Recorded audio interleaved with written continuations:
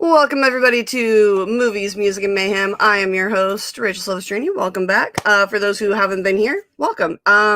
We literally talk about movies, music, and mayhem. The title is very self-explanatory. I don't know why people keep asking about it, but it's the best show. I love doing this because I get to meet and talk with people that I don't know, which is the soon-to-be Swifts. And I'm so excited to have you guys on the show tonight. How are you guys doing? So good. Thank you for having us on here. Hell yeah. I realized after I saw the thumbnail that I wore my hair the exact same way. I'm like, it's just for continuity. Perfect. Yeah, I mean, you guys just took that photo and then you're here, so it's good. Yep. Zero changes, all consistency. We're nothing if professionals. Well, I know you guys aren't drinking. I am. Cheers, guys. Welcome to the show. Cheers. I pulled them on. I'm like, so do you guys have drinks? He's like, yeah, we've got hard water. And I'm like, that will probably be the next thing that gets created by Budweiser or somebody. Budweiser water. Just got everybody that was part of our live stream on Saturday. They were trying to get me to drink, and I was like, okay, at $200. And then we hit that in 12 minutes. And I was like, I guess I'm getting a drink. See, I've learned not to challenge people like that because they always rise to the occasion. They're like, I won't give you $5 for a question, but I'll give you $50 if it makes you finish your bottle. Yeah. It's true. Like, they're oddly generous, and I love it. Mike K, I love you so much. Mike loves to come in and create team names for whoever I have on the show. So if we were to team up, we would be Swift Stash. Swift Stash? Awesome. Apparently. I like it. I like it so much. I mean, to be fair, back to the hard water thing. Yeah. It's funny because I worked 7, 8 years on Warped Tour, and Monster cans water for the tour. Oh. Yeah. Interesting. Well, I know they have their sports drink that's almost like a caffeinated Gatorade, the Hydros, Monster Hydros. Well, they didn't have those when I was on that tour. They literally had a station set up where you could go in and get free Monster throughout the day, which they had to start limiting people because people started having heart attacks and due to heat stroke and stuff. Yeah, because kids are stupid. Maybe don't dehydrate yourself in 110-degree heat and then chug down energy drinks. Maybe that's not good for your heart. So they would can water with their logo and everything, and it was labeled tour water around the top, and it's what everybody would drink on stage. So all these kids would see these artists, their favorite bands, drinking Monster on stage when really it was water. And it has this beautiful aluminum taste that takes you a day and a half to get used to. But then once you taste it again, you're like, oh, it tastes like Warped Tour. It's the most perfect situation. Now, speaking of music, I was talking with Jesse, and he goes, I'm not really into music that much. Can I bring my wife on? Because she loves music, and she'll take your ear off about it. So what were both of your first concerts? Mine's a little embarrassing. My first concert was Demi Lovato, which would not have been my first choice, but somebody offered me free tickets, and I'm not gonna turn down a free concert. But it's not my pride and joy. Water's hard. Sorry. My first concert was Demi Lovato. I mean, I went and saw Insane Clown Posse because it was a free ticket. Oh, so I understand. But was NSYNC so much fun though? Insane no. Oh. Insane Clown Posse. It's a little different. I would have loved to have seen Chris Kirkpatrick spray down the first 10 rows with Fago. That would have fucking killed me. Oh my god. What polar opposite experience. Doing Bye Bye Bye in Juggalo mask or in Juggalo makeup. Incredible. Oh my god. Guys, I know some of you watching are really quick with your Photoshop. Send it to me if you create that photo because I would Yeah, I would love to see that. Absolutely. I'm actually not. I don't. I was scared shitless at their concert. I literally went into the venue and put my back against the wall and like skirted the insanity. I literally saw a fist fight break out amongst two grown women over an empty Faygo 2-liter bottle. Oh gosh. Terrifying. I've never had Faygo in my life. It's creepy. Have you ever been to a concert? Yes, that's thank you. That's the lead in that I was looking for. I've never been to a concert by choice. Not that I've chosen not to be at a concert. I mean that everyone that I've gone to has been my parents dragging me when I was younger. I've wanted to go to a lot of country. Yeah, I've wanted to go to concerts, but it's just like I can never bump it up to the priority level. So pretty much it's been Shadazy, Blake Shelton, and Brad Paisley were the 3 concerts I've been to ever. So. Shadazy? Wow. Yeah. Wow, that is a blast from the So, well, okay, hang on. There was I went to Warped to, or what is it? Couch Tour, sorry. Zoomies Couch Tour, and they had a band playing there. And it was Alkaline Trio, I believe is what they're called, right? Alkaline Trio is really great. Yeah. So yeah, that wasn't. There was a concert playing. I didn't go to the concert. I went to the skateboard demo, and there happened to be live music, and it was them, and that was pretty good. Well, probably nice. Yeah, I miss those kind of tours. Alternate rock is cool stuff. Please tell Chris Taylor that is the best compliment I've received in my life. So. Also for Chris, see the picture next to the TV there? It's my boyfriend. It's mine. I mean, he's all of our boyfriends. For somebody, it would be for Henry. Absolutely. Maybe a Daisy concert. Now, what band would you have liked to have been your first concert? Because I mean, you said Blake Shelton and who was the other one? Brad Paisley. So Brad Paisley, I don't know if you guys know, has like the sweetest love story with his wife. I've heard it and then I don't remember. I don't think I've ever heard it. Because my dad told me. So Brad was on tour or something and had a night off and was like flipping channels in his hotel room and ended up on he was some movie popped up and it was Father of the Bride.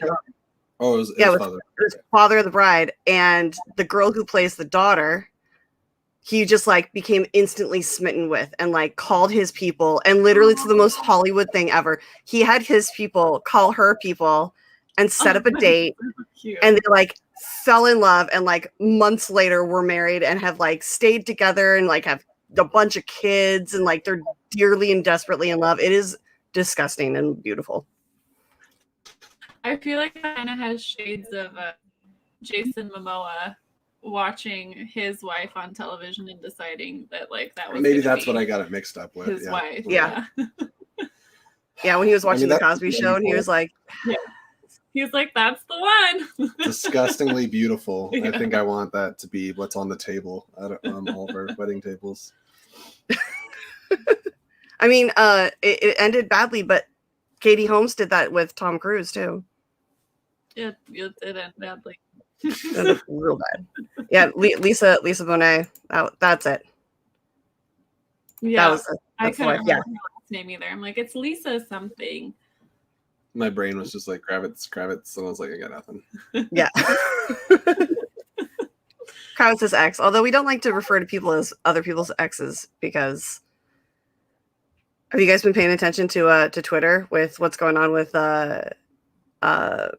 Video Drew? No. So if you Google like Video Drew's name, it literally pops up with like ex-wife, known as ex-wife of this person, and like we're trying to like bombard. That's terrible. I know, we're trying to bombard like Google with like requests of like Video Drew Schmodown or Video Drew host and stuff like that. So like it resets the algorithm. So like, guys, If I was known as like the ex of, and I'm thinking of like one of my exes, I would put my face through drywall. So I'm guessing you're not inviting any exes to the wedding. Okay. Absolutely not. You know, it's funny. Everybody says that, but I've literally been invited to 3 of my ex-boyfriends' weddings, and I had the best time. Just go ahead. Have I? No, I guess not. No. I just think maybe that means that you attract a better class of people than I had in the past. Are you talking to me or her? You. Oh. Yeah, no. Their families love me. Like, literally, I got invited to an ex-boyfriend's wedding because his mom was like, I miss you. Come hang out at your ex's wedding. And I'm like, all right. That's like, when we were just, so... like, they just pull you aside and go, we wish it was you. Oh, no. Literally, immediately after the breakup, I got a text from his mom and was like, what did he do? What can I do to make this right? And I'm like, nothing. And then like 3 months later, she's like, you know, his brother just turned 18. I'm like, Sharon. Sharon, this is not okay. Sharon. That makes so much sense. Absolutely. I'm like, I love you so much. She was the best.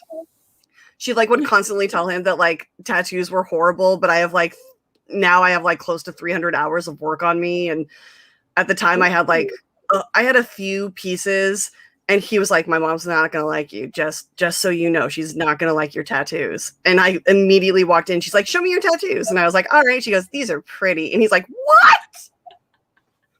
Do you have a Oh, dude.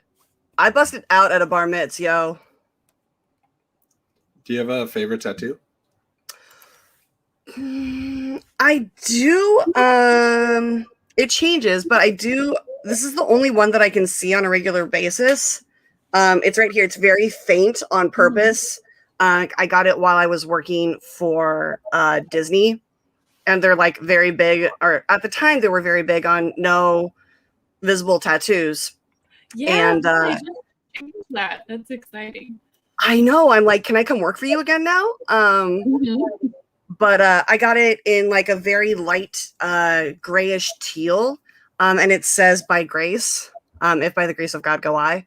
I'm not religious. I have faith, but it just reminds me like everybody needs a little bit of grace sometimes. Like people are having bad days. I get it, and it's like right here where I can see it all the time. So, and it's not very like bright and bold. So like this was my tattoo for me. And then I had an angel on the top of my back, like right where my shoulders meet my neck, that I had my dad's ashes put into. And that one's really special.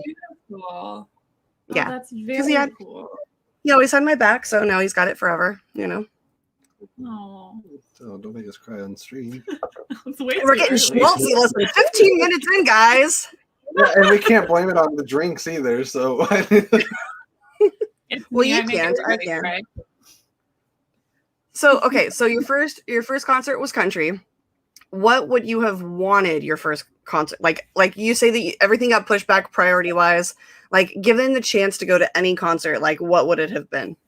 It's hard because there's so many different like types of music that I enjoy that I feel like I wouldn't click with like the groups of people. Like sometimes I really enjoy this music. I'm like, but I guarantee this would be a mosh pit. So like I don't want. Hi, okay, this is Goose.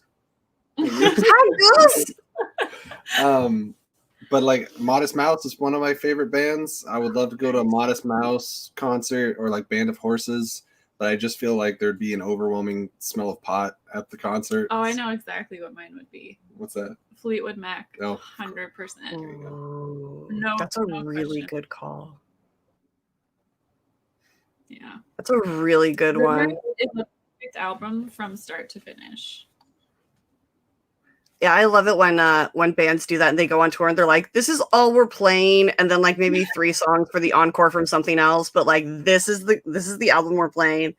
I mean, at this point, I think that's all I want from bands touring for the next like 3 years. Like, just sit down in a city for like 3 or 4 days, go through your catalog, and like just play those every night, and then I'll be Mhm. happy and it'll be fine. Mhm. The shameless part of me would definitely go to a Disturbed concert. Hell yeah. They put on a really good show.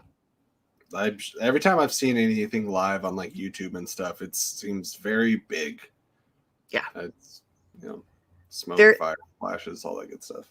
They're very theatrical. And I love that about them. Them and Avenged Sevenfold put on I like Avenged Sevenfold too.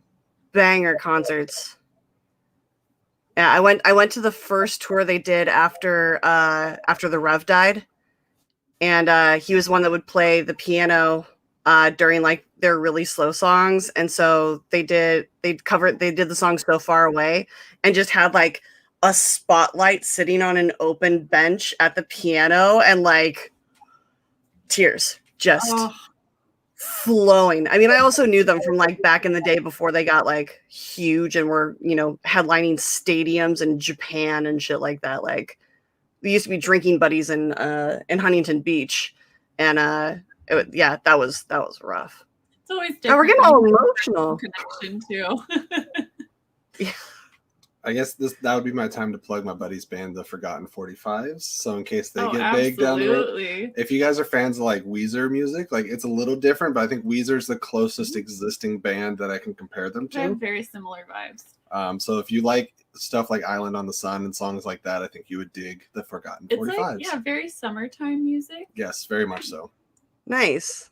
I love those bands. Like I love it's funny how like every now and then I'll be like, I don't know why, but I just want to listen to like Pepper and 311. I'm like, oh, because it's almost summertime and that's summertime music. Throw in a little Sublime.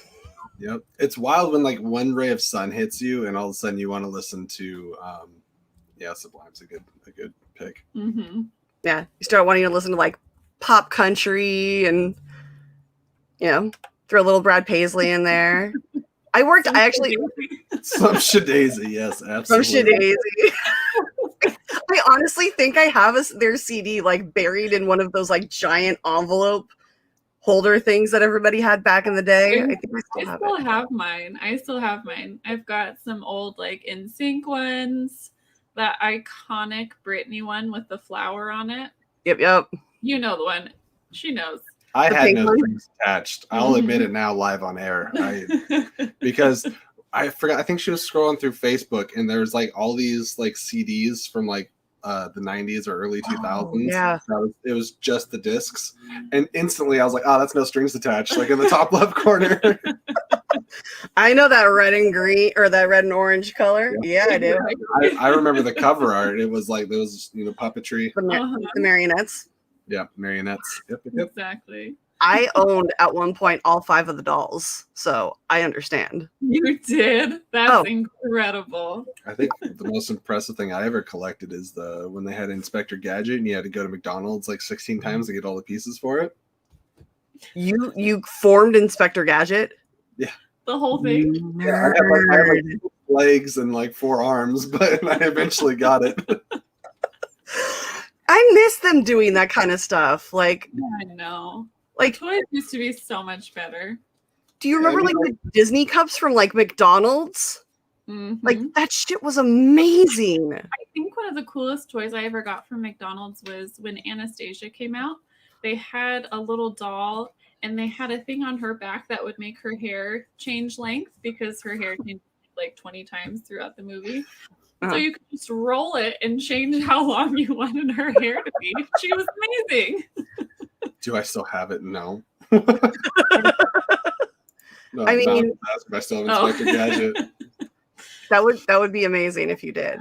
No, I think that's one of those things. There's so many things as a kid. I feel like we were always trading things on the playground, like Pokemon cards or McDonald's card toys or whatever. And you worked that hard for him and then gave him away. I was always getting gypped. Like, I can't tell you how many times I got ripped off. Like, and my parents like, "What happened to your, Pokemon Red or whatever?" I was like, "Oh, I don't know where it is right now." But really, I like traded it for like a pack of gum or something. Like, I was the worst kid. So you're like the worst person to negotiate deals with, then. Or am I the best? Or the best. Depending on what side you're on. I would have been the one who swindled you for a pack of gum. Yeah, and you'd be having that Pokemon. You know what? That's good then, because now you're not going to let anybody swindle him again. Nope. Exactly. And like it's all good because now I'm in my officially late 20s playing Pokemon Snap, so it all equated out. Hey, full circle, you know? Like it all comes back around. It's more fun than it has any right being. Well, it's funny. Like I wonder if somebody would find it just as fun picking it up now and had never hearing about Pokemon growing up, and they discover Pokemon Go now. Like, is it as fun for them, or is it like does it have like heavy nostalgia like worked into it? What's cool about it though is if you've never played Pokemon, everything's new. You open that game and everything, you're like, oh my gosh, what's this? What's this? What's this? You turn into Jack Skellington. I saw it coming the second I started saying it. What's this? What's this? There's Pokemon everywhere. That's a crossover I want. Oh my god, that'd be Tim Burton's Pokemon. I feel like Jack would be so excited about everything. Oh, he'd love the Spooky Boys. Oh yeah. Oh yeah. Oh yeah. Oh, he would love it. Like walk around with Gengar, they'd be best I feel like friends. Jack would be a gym trainer, and it'd just be like all ghost. Do you Pokemon. think he'd be Team Rocket? No. No? Not even like naively? Maybe. No. No, I think Meow. What was their cat? Meowth? Meowth. I think Meowth would not get along with Zero. Yeah, that's a valid point. Zero before anyone. If we're ever staring off into the distance, it's just that our cats are like sprinting back and forth. Like whenever Maverick runs, he has to like scream as he runs. So he starts at one side of the room and just is like, ah! You have Goose and Mav? Yes. Legit makes my heart so happy.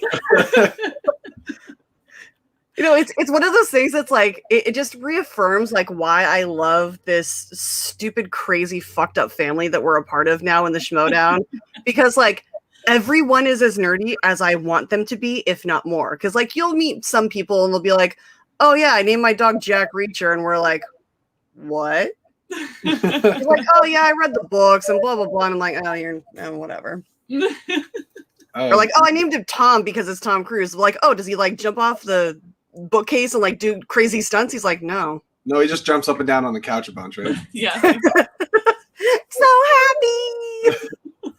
I think one of the best and saddest things about this community is, in retrospect, it makes me like disappointed with most of my friendship choices throughout my life.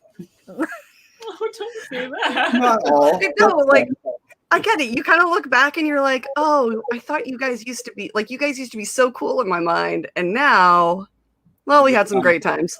You just find people that you have way more in common with. Found your tribe. Yeah. I don't know how safe we are in the wild, but we're a tribe. But Just sprinting. oh, I see a tail running by. Yeah, I see a tail every now and then, just like. Let me go grab Maverick. We get to meet Maverick, guys. I'm so excited. I love, like, there's literally one of the things that I'm like, every time I bring somebody on, I'm like, by the way, if you have cats or dogs, like, they have to make an appearance. Like, it's just required. But well, Goose, I usually don't have to invite. He likes to be on the show himself. he's like, "This is my show. Thank you for coming." I tricked him. You got him? Did you just say I tricked him? Yeah. I showed him a can of food. He's that's very food motivated. I understand that. This is Maverick. Hi, buddy. Oh. He'll be one next month.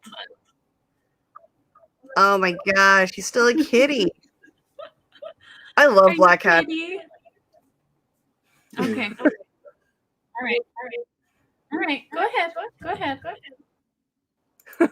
Black cats are my favorite I had one growing up.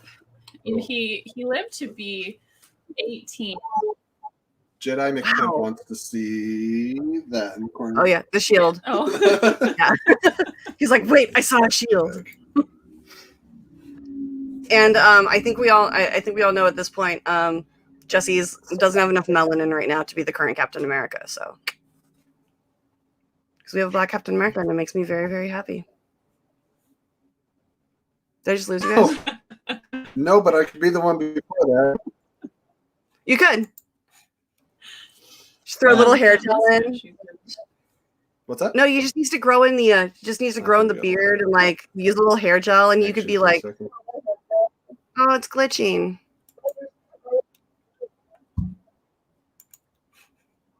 Papa, can you hear me? Okay, good. I think we're good now. Are we good? I forgot what I was going to say.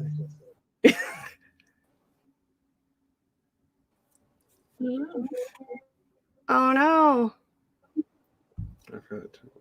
Okay, there you guys are. I turned my now. Are we back? I think we're back. Are we there? Hello? Not yet. Tune in Tokyo. Sometimes the internets are fun, guys. In and out. That's what she said. But sorry. Are you? I can hear you. Can you hear me? Guys, I think. Do you guys want to try leaving and coming back in? I can't hear you.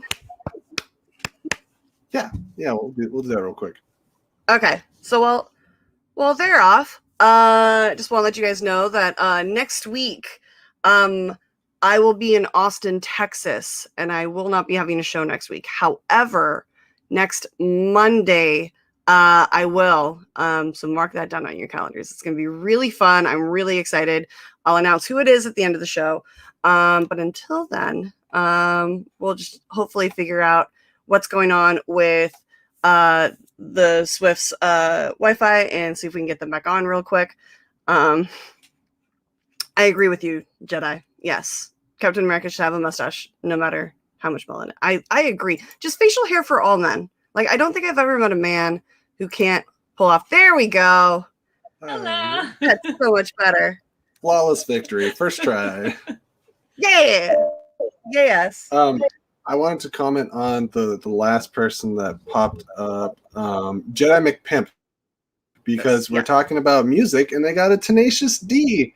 That is the cover for Tribute, I believe.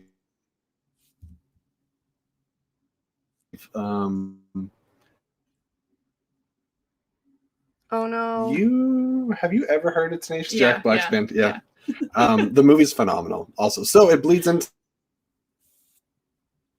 to the factor. Oh, you guys are breaking up a little bit. I don't know what's going on. Maybe. It's like super strong at the beginning and then just it's like every single one of my relationships just fizzles out so quickly.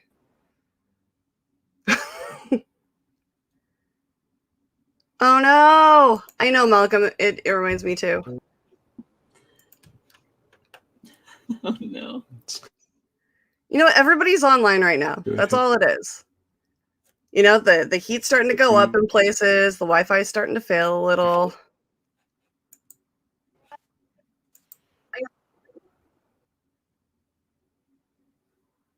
They'll be back. Yeah, dude, Tenacious D is great. We are the D. I mean, yeah, they're just they're so great. Spinning.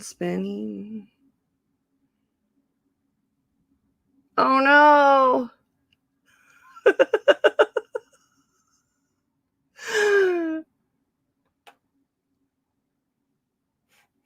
Yeah, I do. It's pretty bad. There's actually a line in my hair. There you are. Kind of. Hi. Hi.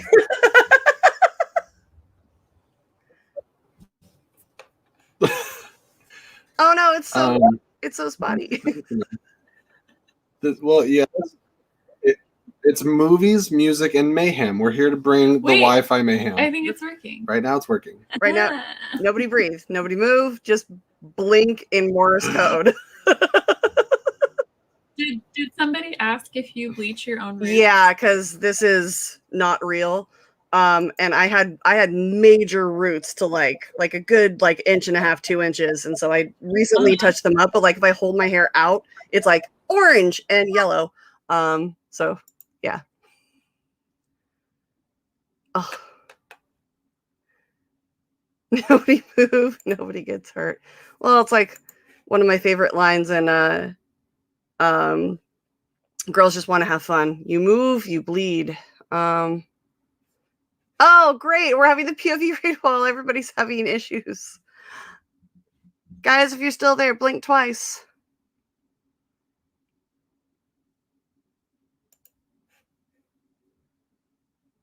I don't know what happened to Jesse and Lauren. I hope they're okay. And the view crew is here, which is great. I love you guys. Brian. Hey, buddy.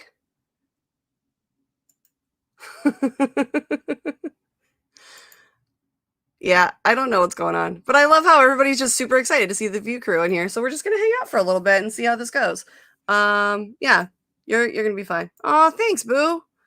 I tried. I'm going to Austin, which on Sunday, which I'm sure some of you may guess why I'm going. I'm very excited. Yeah, I've got tickets for the opening day of movies. Super fucking stoked. And we're trying. Okay, so I got some insight. How are we doing right now? We're doing good. Pretty good. There was a third party that decided to restart the router without informing us beforehand. So hopefully we're good from now on. So that was the mayhem. So now we can talk about movies.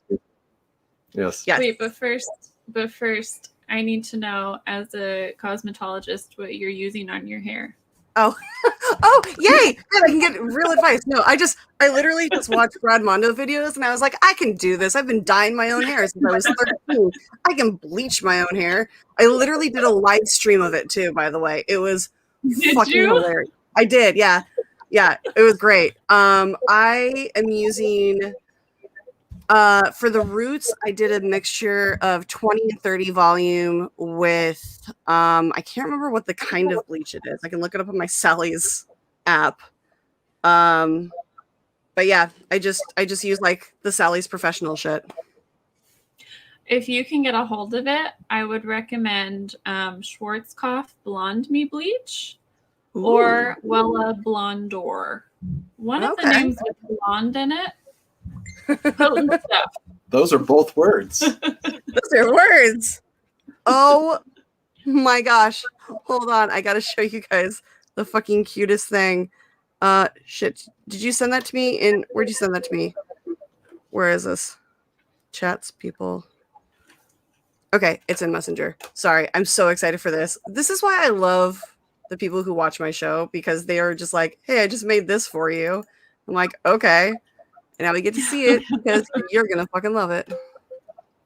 Oh, and I'm getting caught up in the chat. I have friends here. Hey, Jill and Brian from POV. They're the best. They really are. Brian's supposed to help me with, well, I won't spoil what it is, but we're going to do some studying. It's going to be fun. Ooh. This is why I love our family. Yeah, vague studying, because nobody gets to know what inner geekdom stuffs I'm looking at. That's amazing. I love this. Malcolm, thank you. That's great. He made a Jack Skellington as a trainer, and we just lost them. I don't know what's going on. Guys, shit happens sometimes, and sometimes your guests keep getting dropped. I'm doing pretty okay, Malcolm. It's starting to heat up here in Northern California, and then I'm going to Texas, so I'll be melting out there too, but I'll be with friends. And yes, Jill, with movies. I'm so excited. They actually just released tickets yesterday.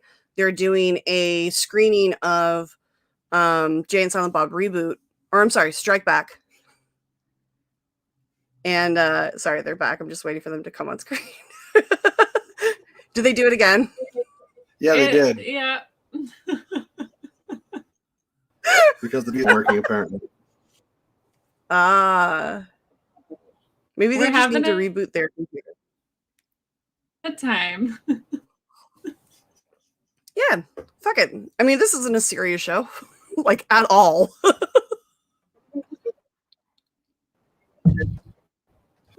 You know how those videos? All I heard was those videos. Oh god. Lose it. So I'm gonna lose it. I mean, I wouldn't put it past cats. Cats are seriously devious creatures, which is So why they're very chaotic, to be honest. They are. They are the definition of chaos. No, Jake, we did not make this a serious show in Orlando. We had a What was 6-hour that? show. We did a 6-hour stream when I was in Yes, that is Orlando, true. and it was insane. Like just insanity defined. So you guys all good?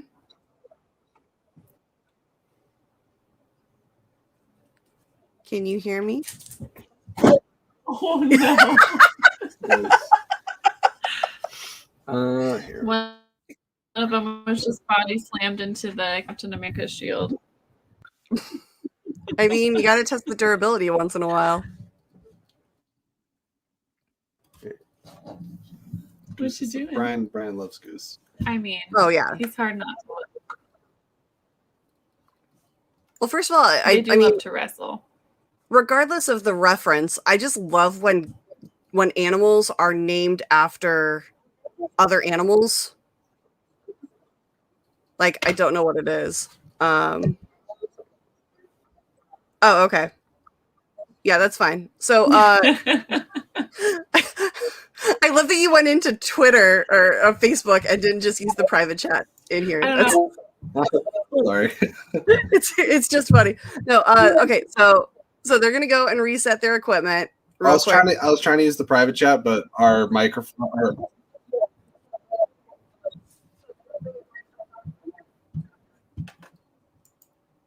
What?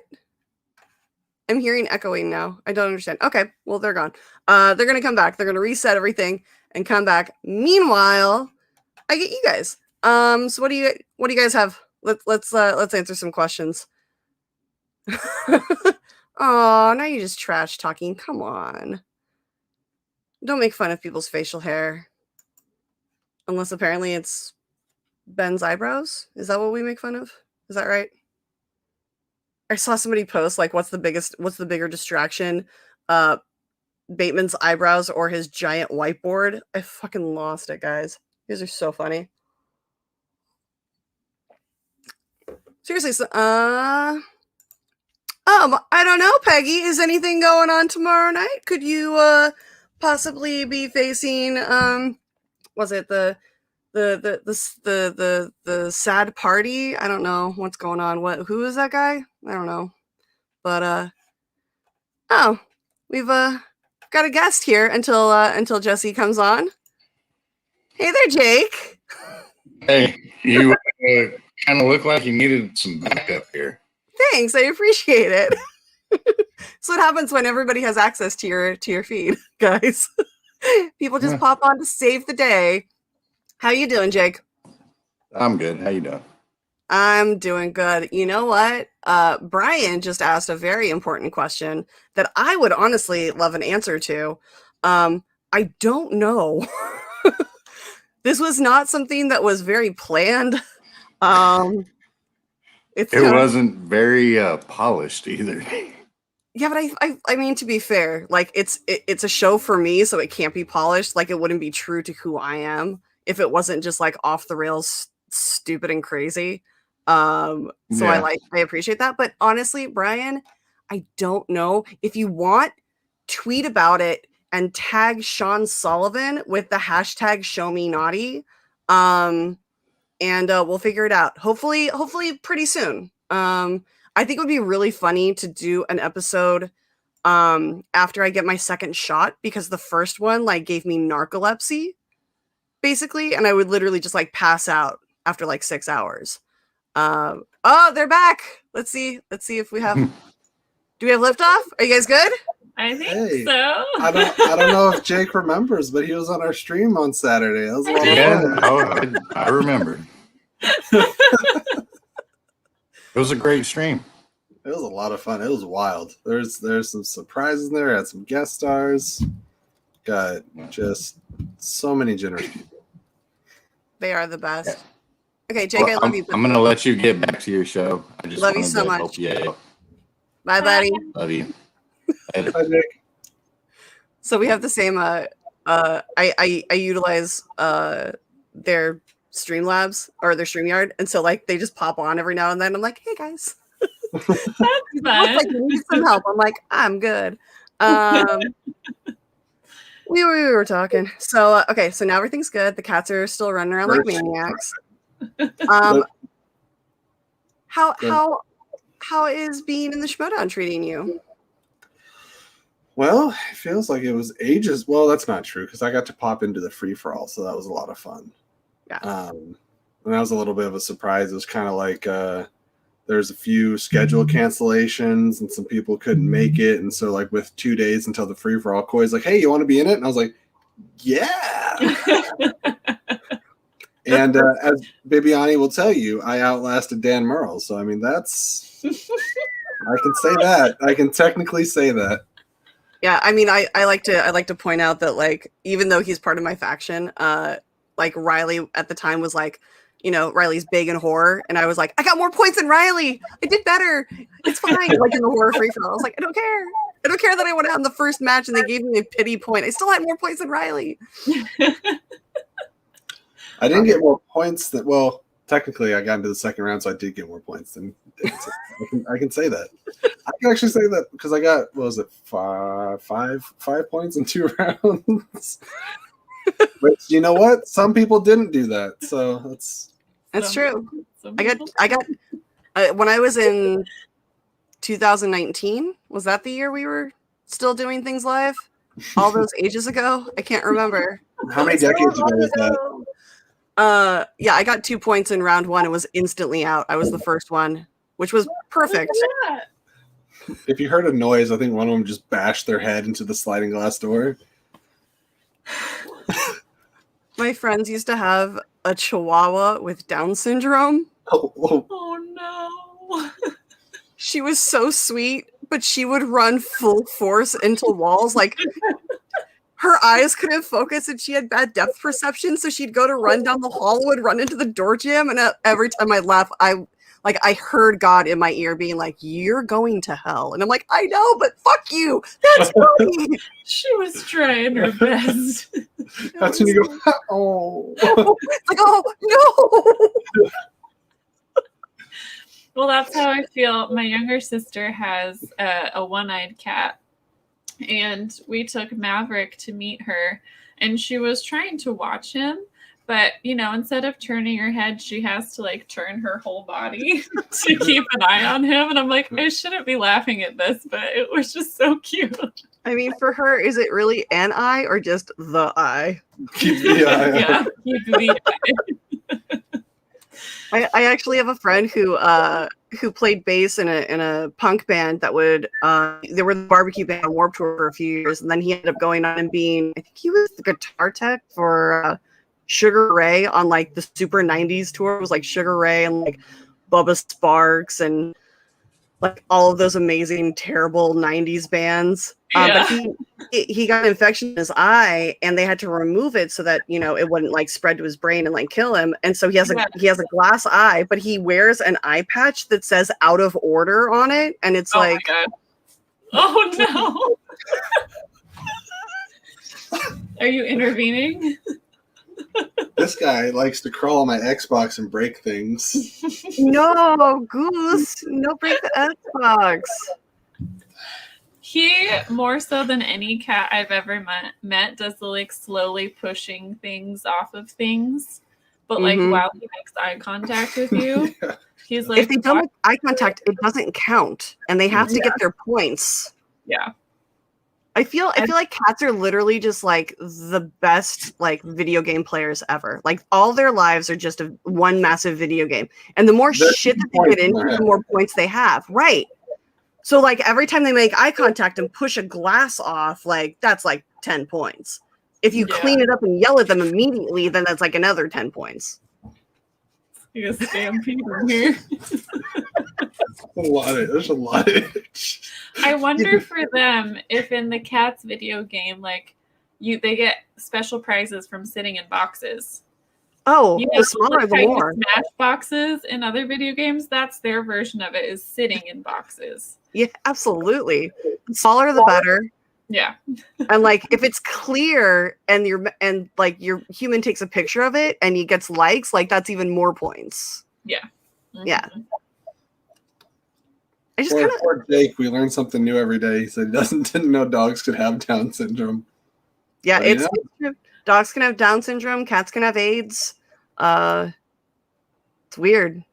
I think a rat had a flu. One of my friend's rats had the flu once. And I was like, what are you doing with your rat? Oh, there. Well, I think the one thing I learned was that like cats can have like anxiety. And when I learned that, I'm like, oh my God, is that my fault? Like transfer. It's contagious. Did I teach you this? Right? Do you see this? Oh, I'm watching. You got like a soap opera going on in the background. I'm very invested. I wanted to be. It's actually the last act of Revenge of the Sith, just being reenacted by our cats. I've got the higher ground. I know. Yeah. When he's naughty, we call him Mavericken. Yeah. And Obi Goose Kenobi. So did you get them together? Like, are they? No, I know. I kind of am too. I feel like that's the craziest part. Is we got Goose first. Goose is about 1.5 years, and my birthday's in February. But last January, Jesse was like, "I want to get you a cat for your birthday, I think." And I was like, "Oh, cool!" And he was like today. Like, I kind of already got you one. I'm just really glad you were appreciative of this. We were calling shelters and stuff, like asking for younger cats because at the time he lived with his sister. So we were hoping for a younger one to get along with her cat. And was it a PetSmart that we called where Jesse asked if they had kittens and he was like, "No, but we have kitty cats." And eventually we found Goose. And then we got Maverick last August because I just had the itch for a kitten. And yeah, we didn't get a kitten with Goose. They became best friends. He's got to be close to... He was 10 months old, I think. So he's got to be close to 2 years now. Is he almost 2? Math is hard, guys. Time is relative. Days have no meaning. And in my opinion, until I'm back out in the world, it's still March 2020. So. Yeah, 2020 was a whole decade. Yeah, it really was. I finally like am accepting of my age.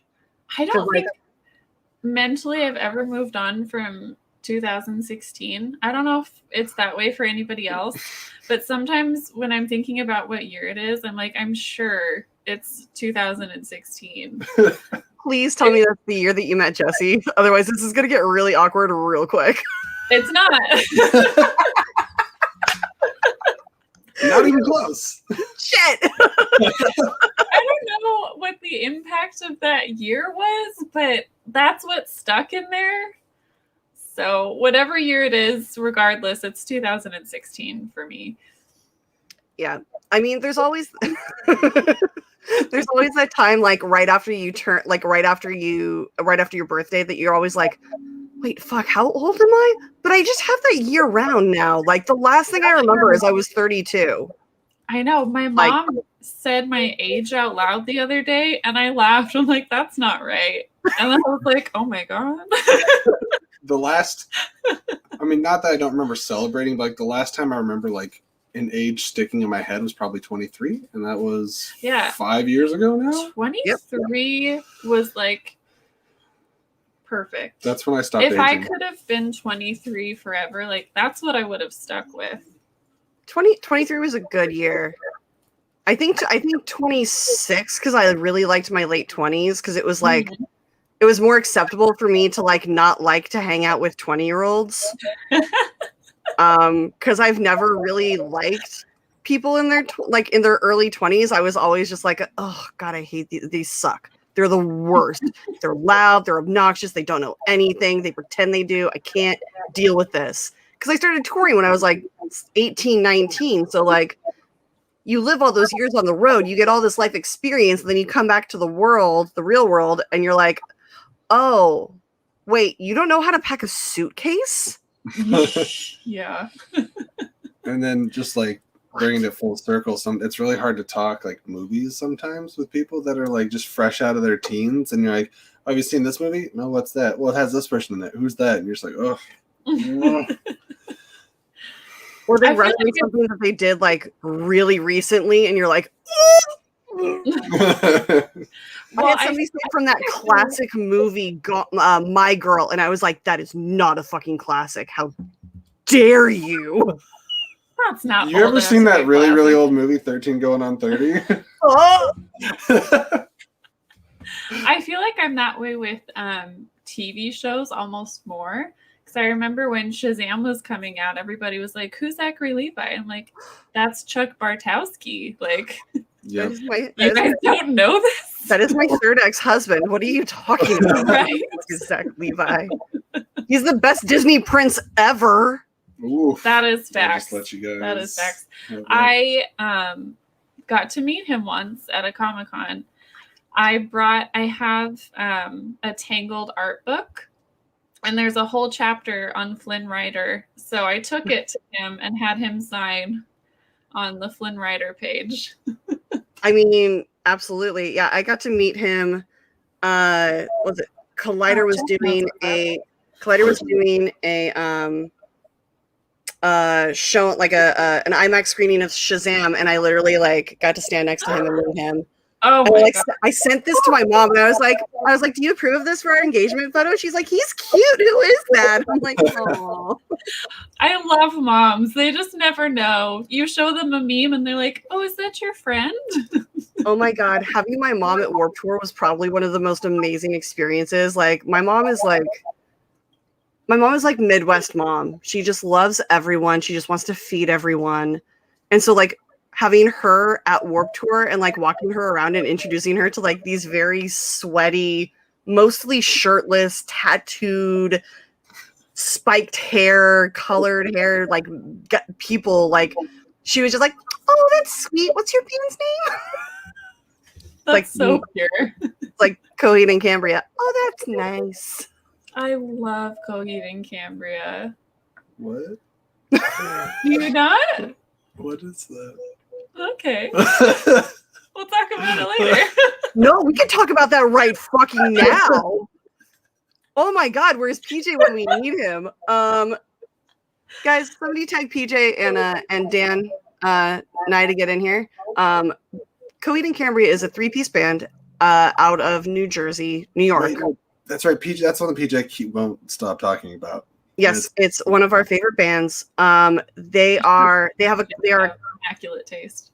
They have concept albums. It tells one giant story. It's literally, they've put it into comic books and what are they called? Graphic novels. Tells the whole story. Like you can literally read the comics and like play their songs in order. It's fucking amazing. They're so good. They were at Coachella a few years ago, and they had the USC marching band come on to play part of their song with them. They're epic. We love to see it. I think a great music like comic combo is help me. Our Lord and Savior Gerard Way. Yes, with Umbrella Academy, right? Yes. Yeah. he's such a quiet, beautiful soul. He's so gentle, and you wouldn't know that looking at him, but like he's such a pure soul. I'm so grateful for him every single day. He's just the best. He was my chem was on tour, was on Warped Tour one year. I think it was 2005, and we were in Fresno for 4th of July. And like everyone is running around, like lighting off fireworks. It's like after the show ends, we're in Bus City. Everybody's hanging out, getting drunk, doing drugs, whatever. Because it's early 2000s, and you still could do that.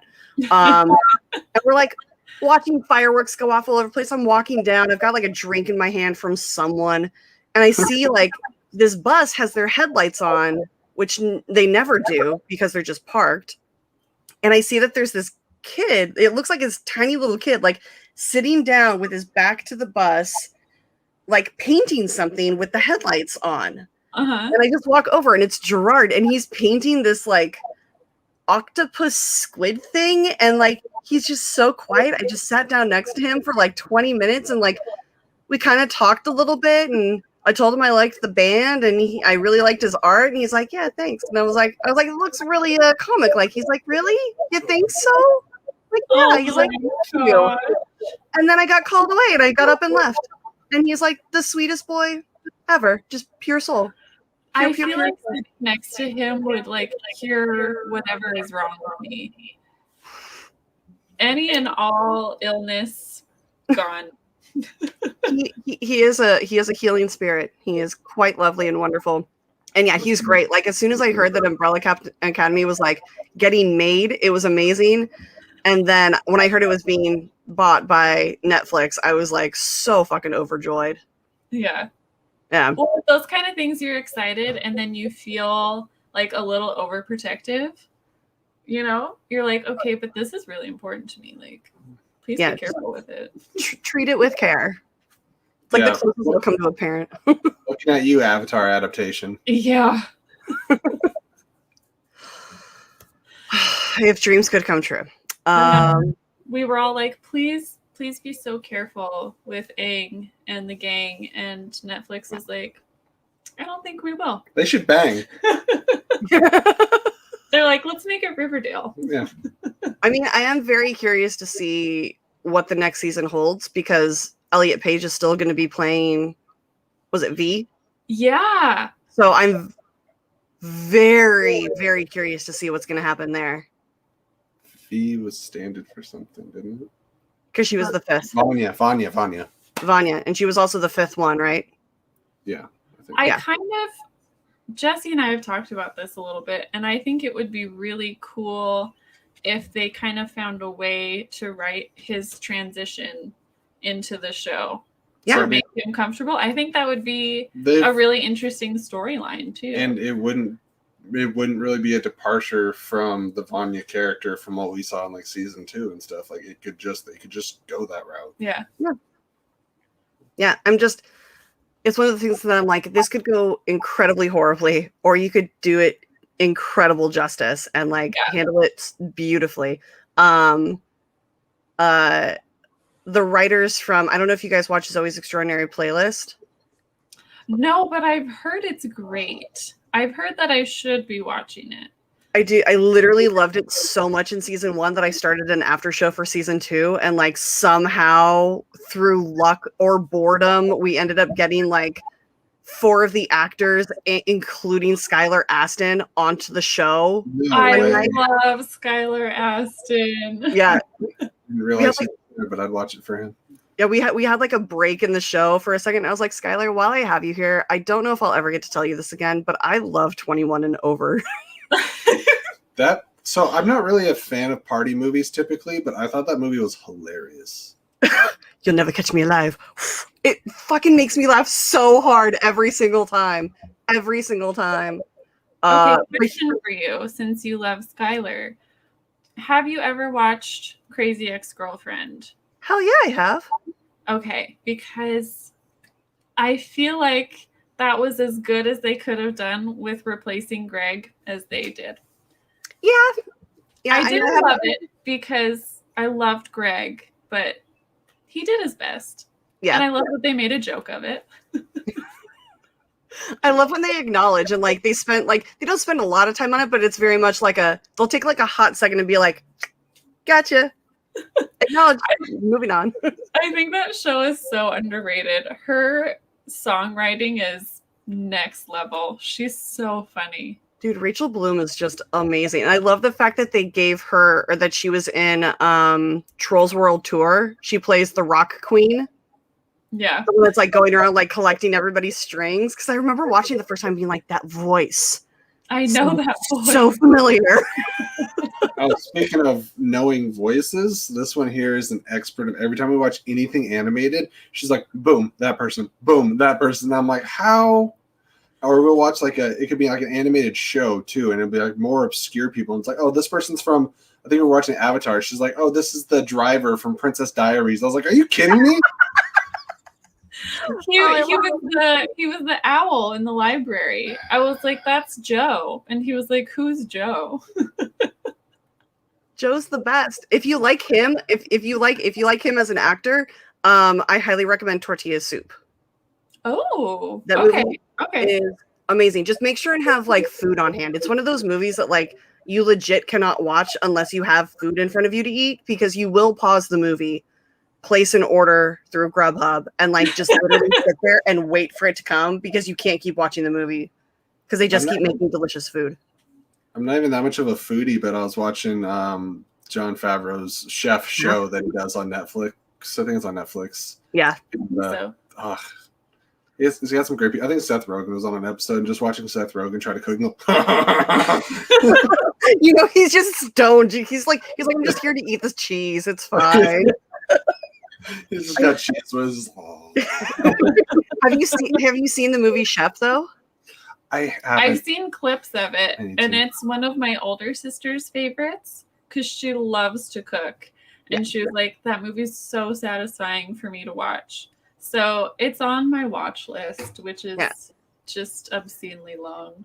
Yeah, it ticks off a lot of boxes for me because it's about food. It's like got a great redemption story. It's got a great like father and son story, and then like the food is just epic. And also, I know I bring this up a lot, but I don't care because I'm proud of it. My ex-boss John Leguizamo was in it, and I just love him in that movie.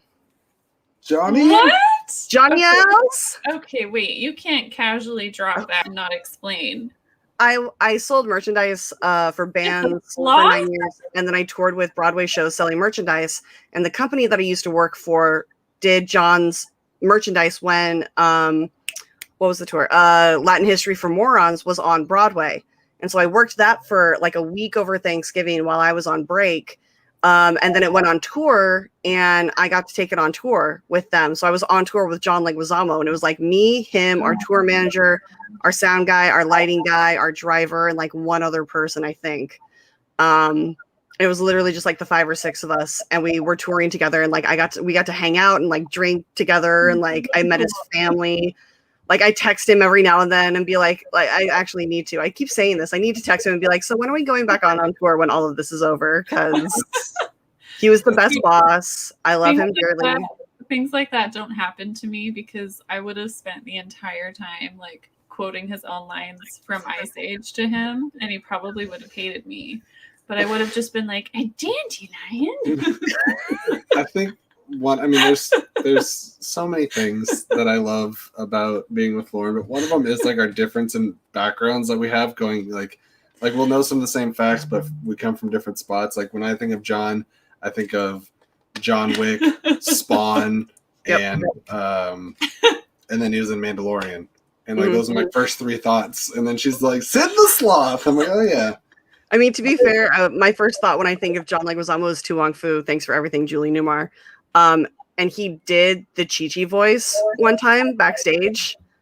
Like I was walking away and he like talked to me as Chi-Chi, and I was like, I'm just warning you, you can't do that because I will do bad things to you. I know you're married. I know you love your wife. I know you love your wife, but like, just so you know, if you do that again, I am not held responsible for my actions, and I can't overpower you. I have 100 pounds on you. Please don't make me do that. Yeah, he's just literally like the best human being. He laughs so hard, and he told his wife, and she like came to visit him like a week later, and she's like, so heard you gave John a warning. I'm like, yeah, I had to. He pulled out cheating. And she just started laughing like the best. That's Just probably the how best. most people feel about Pedro right now. Oh, If he showed up and did I the really thought you were Mando about to voice. flatter me. Not you, your shirt, dummy. So a mustache for a mustache. This is my inspiration. Oh yeah. No, I love dude, Chef Show's amazing. Oh god. I have to give Jake and Chuck credit because they brought up Luigi from the Super Mario Brothers movie, which that did happen. That's true. That is the thing that happened. And Bob Hoskins. He and I discussed that movie once for like 2 seconds, and then it was never brought up again. Oh, it's- That's At- one of at- my at favorite things, request. though, is like bringing up, I don't know, people's like obscure roles to them. Oh yeah. I had the pleasure of meeting Tom Hiddleston. And so oh, I think she just. I To took be fair, anybody you say that to instantly has to take a breath because like Can they we get burst out Kelton from Call to Action on here? it's even better than Yeah. you think it is. It's even better. Oh. But I took the opportunity to let him know how much I enjoyed his role in Tinkerbell and the Pirate Fairy. yes. I swear he laughed for like 3 minutes. He didn't know what to do because everybody else is like decked out in Loki merch and they're like, Loki. And I'm like, I loved you as animated Captain Hook. I think What's we should great throw in out it? the candles. Oh, yeah. And then I asked him if he still knew the song. And he goes, I still know most of the song. Did he sing you the fucking pirate song? I asked him to, and he said, if we weren't in public, I probably would. But That's fine. Just there's doors everywhere. Just I'm like, let's go outside and you can sing me the song. that sounds like a challenge. Do not say those words to me. Actually, Peggy, yes, dude, Tybalt.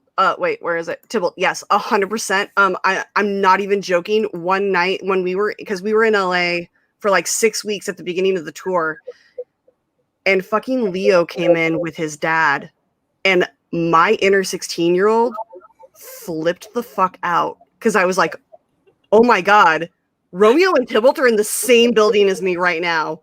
What the fuck is happening? Mm-hmm. I told John, he's like, oh, you a big Leo fan? I'm like, I appreciate his work. However, I grew up in the early 2000s, and I Romeo and Tybalt, and he just started laughing. I'm like, no, you don't understand. It's taking everything in me right now not to like cry because I missed that opportunity. I think the one that made me cry the most was, oh my god, I'm blanking on his name now. Your hands are frozen. Which just makes this look terrible. Oh, I met Carrie Elwes, and he was so ingrained in my childhood that as soon as I walked up to him, I started crying, and I was like, I'm so sorry that I'm crying. I was like, I just love you so much. And he was like, oh, thank you. He goes, that means the world to me. And I was like, Robin Hood Men in Tights is what my entire personality is based on. Yes. That's one of our. I mean, we had several initial bonding films when we started dating, but Robin Hood Men in Tights and Princess Bride were early ones. Yeah. And so I just, standing next to him, I just couldn't contain it. It was just like tears. I think it would have been better if you walked up to him and cried like, I loved you and saw. Or the evil uncle in Ella Enchanted. Or you were so good as Jerry and Liar Liar. He was so good. I would literally look and be like, ooh, it's the claw. The claw's gonna get you. Well, and then the other one was Paul Bettany. A Knight's Tale is like in my top 5 favorite movies. And it was a family favorite. And so we watched it all the time. And that was another one where like just being in his presence, I was like, you are so much a part of my life and you have no idea who I am. He's the lily and the thorns. Oh my god. Yes. Well, we did have somebody send in a Streamlab. Mike K wants to know, since you brought up animation earlier, what are some of your favorite non-Disney Pixar animated films? Okay, You have to break them up for me because I'm really bad at deciphering what's what. I think one of my all-time favorite animated movies is Anastasia. It's one of my comfort movies. Yes. When my anxiety is really bad, I'll watch Anastasia and just like quote the whole thing from start to finish. I think it's flawless. Wait, here's my question: is it saying non-Pixar or Disney or non-Disney Pixar films? Non-Disney or Pixar. Oh, that makes more sense. Then it's How to Train Your Dragon. Ooh, The whole trilogy. The whole thing. Yeah. Dude, that trilogy's so beautiful. That fucking hits me right in the chest. But I'm with you with Anastasia because Puka, I wanted a dog like Puka so badly. And I also wanted a bat like Bartok. I give her a ha and a hi-ya and a woo. See, I've always wanted an uncle. I've always wanted an uncle like Rasputin. That sounds like Christopher Lloyd. Weird choice, but Yeah. you know, You took all the other ones. I wanted to, before I forget, I want to show off my amazing gifts that I got for my birthday. So, see, there's a little bit of brightness, but this one smells like Henry Cavill, and this one smells like Pedro Pascal. Oh my god. You're getting pregnant very soon. Page Master is such a good poll. I love Page Master. Yeah. It counts because I think in my mind it counts because it's like 90% animated. And you spend so much time in that world. Yeah. That movie, I remember going to see that like every summer. Like they would have like the theaters around me would have like a kids summer camp almost, but like it was like every Wednesday they would have like 2 movies for kids, and it was always like Pippi Longstocking, Babysitter's Club, Free Willy, The Chipmunk Adventure, Care Bear movie, and Page Master. And it was just like the most amazing thing. Like every summer you could count on it, and it was the best. If they still did it, I would go by myself with no qualms. I would too. It's incredible. It's so underrated. How many people know what Page Master is? Well, I mean, how many people born after the year 2000 know what Page Master is? That's the question. That's the question. It's very important to me that PLD is here because this is partially for him. Also, I still blame PLD for me losing my match. So, because Ed Harris was the last question. Oh. For a second, I was like, wait, did that air yet? Did we just fuck something up? That aired, right? Your match aired. Oh, it was so long ago. It was the great. first match of the season. I'm telling you, it's one of those things that's like, if it didn't happen this week, it could have happened 6 years ago or like yesterday. Like, it doesn't matter. I forget completely. Dude, Pippi Longstocking was the best. Where is it? I have one more super underrated animated movie, and it's Rise of the Guardians. It's my favorite holiday movie. True. I would also like to toss in there a very recent one, Into the Spider-Verse. Oh, I thought you were going to say one of our new favorite Christmas movies. Oh, Klaus? Yeah, Klaus. That's also Klaus was so beautiful that I started crying like 5 minutes in and like did not stop just because it was so beautiful. Like, I'm an easy cry, so it doesn't really matter. But my best friend is an animator, and I have learned so much from her. And so I feel like I appreciate things more now. And so Jesse and I started Klaus, and I was just thinking, oh my God, the snow. Oh my gosh, this. I know how long all this takes to do now. And I was like, this is a masterpiece. Yeah. I think another one that doesn't get talked about enough is 9. Yeah. That movie, and not just because Khalid and Cambria's song was in the I was gonna say was in the trailer. No, it's this one. It's about like the toy that gets made and like wakes up in a post-apocalyptic world. It is so good. Weirdly enough, I feel like my draw to that movie was that Elijah Wood was in it. Oh yeah. I just really loved the fact that like they took something so dark and sinister as like a post-apocalyptic world and like put it into animation because they weren't really doing that at the time. They weren't really making like adult animated movies. Yeah. But yeah, what else? Sorry, I've got all my animated like right here. Book of Life is really good. We're Guys- Back is a classic. Yeah, if you haven't seen the Chipmunk Adventure, oh my god, you have to, because the Chipettes and the Chipmunks race around the world in hot air balloons doing drug deal or diamond deals. It is fucking fantastic. They give the boys little stuffed animals that are full of cash and the girls stuffed animals of themselves that are full of diamonds, and they like make deliveries as like an adventure race. It's fucking amazing. It's so good. Well, we bring up her animated. Well, her friend is not animated, but her animator friend She is not Tori. animated now. Fuck it then. We would be remiss not to mention Titan AE because that is something that I enjoy, Tori enjoys, and Lauren was recently introduced to it. I may have hooked up to that movie. Not gonna lie. Sick. Nice. Yeah. I mean, That it's was when I realized that Don Bluth only knows how to draw one man. And that is Dimitri, just in various flavors, which isn't a problem. You know, Well, it's a very handsome cartoon. it's either Dimitri or it's Vlad. There's literally no in between. Exactly.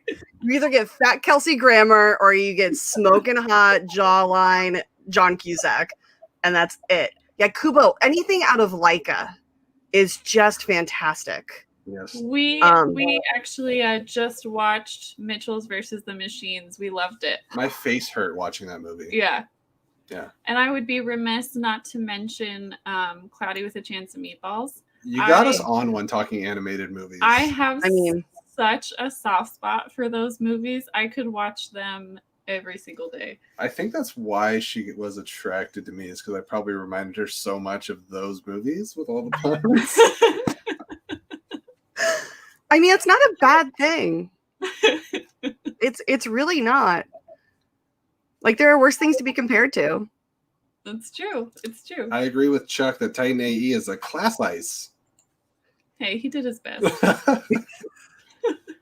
Yeah, we don't, Joss Whedon has given us so much. Like he's given us Titan AE, but like he's also given us like the best Much Ado About Nothing version ever.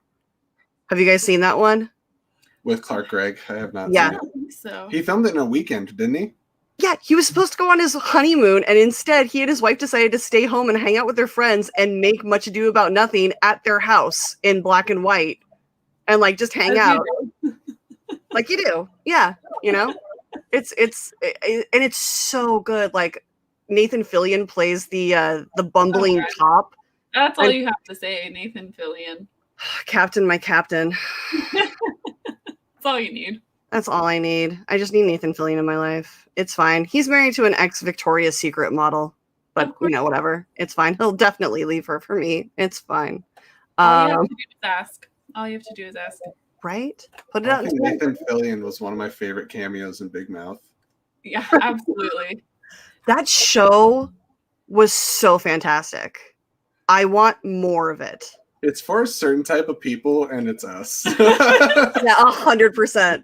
I'm like, oh, you're making dick and fart jokes, and it's animated, and you have hormone monsters, and like jokes about masturbation, and like just in a very adult show about being a kid is just millennial, like in a nutshell. I just love hearing Nick Kroll's voice coming out of like a quasi prepubescent teenager, like. Especially if it's the Lola. Oh my god, Andrew! Oh my god, guys! You can't do that to me! Lola! I actually worked, so Nick Kroll and John Mulaney had a show on Broadway called Oh Hello.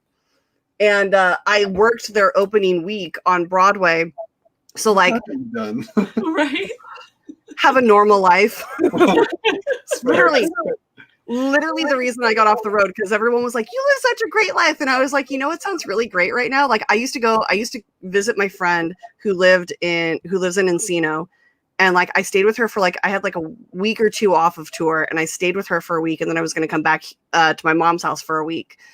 And I stayed with her for a week, and she's like, so tomorrow I don't know if you want to like just chill at the house or like whatever, but I'm going to take, you know, my son Bronson, and we're going to go on some errands and like do some grocery shopping. I'm like, can I come?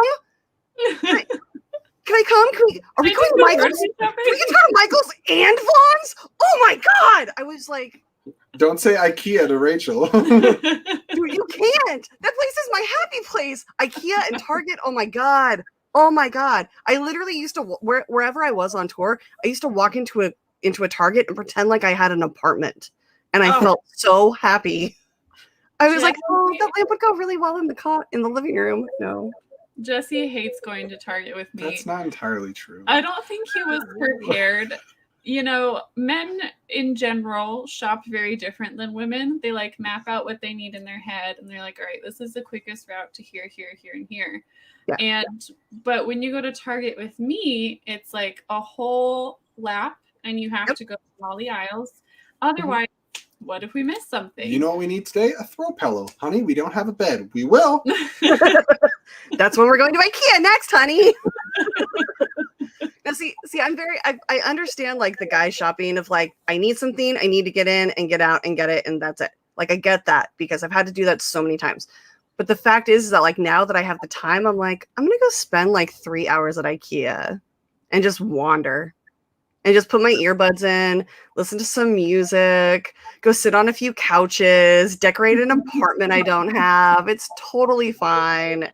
And then you get to the end and like they've got like the food court and they've got like a whole Swedish meatballs and like you just go and eat for like you can get like a whole bunch of food for like $8 and then you still have the downstairs to go through and like oh my God.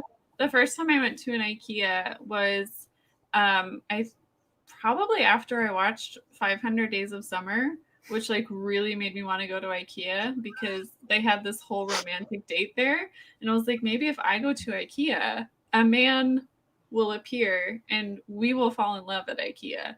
And I just got super lost and spent too much money. Our relationship worked out so well for them. It did, yeah. It sure did. I hate that fucking movie. It's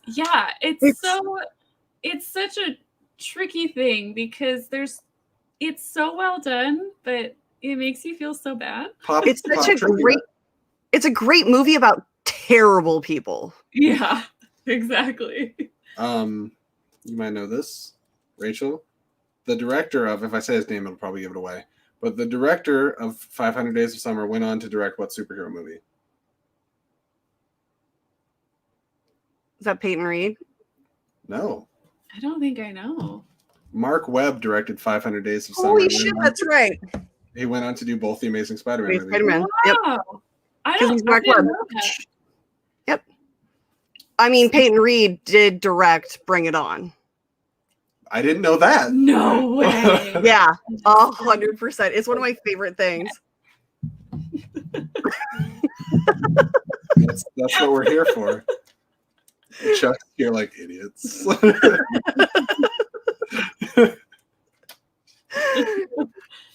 I love how we all get together and every time someone's like, oh yeah, and we're like, schmodown. Like under our breaths. I'm just like, schmodown. I did that to my mom one time. She's like, what are you talking about? I'm like, oh, it's fine. It's fine. It's fine. It's fine. So what was the first movie you guys saw together? Like went out to see? Like in the theater? Sure. We watched Endgame together in theaters. Was that the first thing we saw though? I think so. Wow. Well, we watched Aladdin together that week, didn't we? No, you watched it at a crew screening. I wasn't there. Oh, that's right. Wait, or was it? It might have been Godzilla. Anyways, the first movie we watched in the home space is Lord of the Rings, Fellowship of the Ring. The extended edition or regular? Extended because she's edition. hot. So Jesse was crippled. I was. And he was like, I'm super bored. will you come hang out with me? And I was like, yes, you're super hot. I will be there. That was pre-stash, so she could say that. And he was like, just bring like a movie that you want to watch. Yep, anything. So I showed up with the extended edition of Lord of the Rings in my like collector's little box. And I was like, is this okay? Like, there is a wrong answer to this. She asked me while at the door so that if I said no, she could just get out of there. Absolutely. Robert Adams wants to see The Jackals as a sitcom. I feel like it would mostly be our cats. It would be very chaotic with a lot of cats. I mean, to be fair, like, you have to have some drama in a show. So, like, nobody watches anything that, like, goes well, which is what I keep telling myself every time I watch a movie or, like, something. I'm like, you guys are stupid! Just fucking communicate! And I'm like, I know, there's no drama without conflict. But, you know, there are sometimes you just want to, like, take the characters and, like, shake them and be like, pull your head out of your ass. No, kid. That was me and Jaime Lannister at the end of Game of Thrones. I'm just like, I hate you now. Right? Fucking sorry, shit. that's still a fresh scab, I think, for a lot of us. So I'm sorry I ripped it off. I mean, to be fair, the Battle of the Bastards, like, gave me such anxiety because, like, with all the people, like, piling on top of It was so good though. No, it was so good, but I was like, this is like the most soul crushing, like, worst mosh pit of my life, and I feel this, and it's very close, and like, ugh. That was something that we watched in quarantine because I had never seen it because I didn't have HBO. Technically, we never got HBO. We used our That's true. friend. We used somebody else's. You gotta have the circle of swapping. Yeah, I loved it until the end. But yeah, oh my God, that episode made me feel like I couldn't breathe. I was just sitting on the couch, like all hunched up in my blanket, like, And like, if you know, because at that point, now I've read a few of the books, but at that point I hadn't read anything or I didn't know anything. So, like, John just got brought back to life, and you're like, is he gonna die again? All that work to bring him back, and he gets smothered by idiots. It makes sense. It makes sense. Just immediately. Make him the of Game of Thrones. Just keep killing him. Yeah. Yeah, I hadn't read any of the books. I hadn't, like, really paid attention to a lot of the things that people were talking about the show. And I started, I think, like 3 seasons in, and like I had the most amazing guide into it because, like, one of the guys that was on tour with us was like a big fan. He'd read all the books, like he knew everything that was happening within the first like 5 seasons. So like we watched season 1 together, and he was so patient with me and would like pause it when I had questions and like would explain. Listen, Mike. You were part of it. I love you. You were part of the reason why this happened. I don't want to hear it. Okay, I need to hear the reason behind the stash. I need to hear this story. We had a multi-purpose live stream last Saturday. Yes. Where it was a birthday party. We just crossed 100 subscribers, and we wanted to raise some funds for the wedding because weddings are not cheap. And congratulations and happy belated, by the way. Thank you. Thank you so much. And so we had like more than like 20 people on there. It was incredible what we were able to get booked on there. And I was like, sometimes one of my episodes will get like, $15, $20. So I was like, so that's cool. So I was like, maybe if I get all these people together, we can get somewhere between like 100 to 160. That'd be really cool. It'd be helpful. And so I like set goals up, and I was like, oh, if we get to here, and I was like, at 160, I'll just let the chat decide what happens. We were past like 300 in the first 13 minutes, and I was like, oh no. And then we ended up at like the grand total is like $1,700, and we're just like so overwhelmed. Was it Paige? Yeah, and then Paige for Betty, the Boston Badass, gave us some money and said that Lauren needs to shave Jesse's goatee right now into a mustache. I was like, well, we're not going to do it right now because tomorrow is our engagement photos. Yeah. So, okay. I was like, give us a day or two. We'll get it done. But so now we're a few days removed, and I have done it. I will not have him mustached. Pictures. That is not going into the photos. Well, and speaking on that, this Saturday at 1 p.m., I'm just going to do a general appreciation stream, just kind of a chill hangout, no real structure. If anybody wants to come in, they can just like send me a message on Twitter, send them the StreamYards link. We'll just hang out, talk whatever. But I just want to say thank you to everybody that was involved there, that showed up and that donated, because across the board couldn't have done it without any of them. So Yeah, this some of them in the chat. this family is ridiculously fantastic when it comes to stuff like that. Now, what do you guys have that money earmarked for, if you don't mind me asking? Oh, so many things. Potties. Well, we got a big field space, and there's like really expensive, like high class, like there's porta potties, there's the photographer, there's tables and chairs and a tent. Tables and chairs. It's like every time you name something, it's $1,000+, and you're just like, how? And then we're also going to be getting our first place together, and then you talk about, you know, well over $1,000+, especially in Washington, and I'm like, that's why I was just like, a little bit of help would be great, and they just superseded it, and I was like, you know what, we will be able to use that, thank you. Yeah. And then my car just crapped out for like $700 too. So there's that. He says, how much to donate to keep the mustache for the wedding? Sir, you can afford me.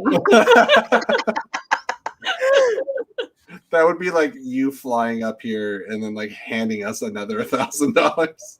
I love how Mike asked this when he just had one of the most beautiful weddings I've ever been to last month. Like, I have to show you the video. I think I talked to you about it, but like you posted it. I did, and I wasn't there obviously, and I've just met Mike in the last few weeks, but like I think it was about the minute mark or minute 10, I started crying watching the video. I was like, oh my gosh. Yeah. Beautiful. It's so great. I got to be there, and like, so they had so Lauren, they had 3 little flower girls. Mm-hmm. And they were all dressed as like Star Wars characters. So there was like a Rey, one was dressed as Rey, one was dressed as BB-8, and one was dressed as Leia.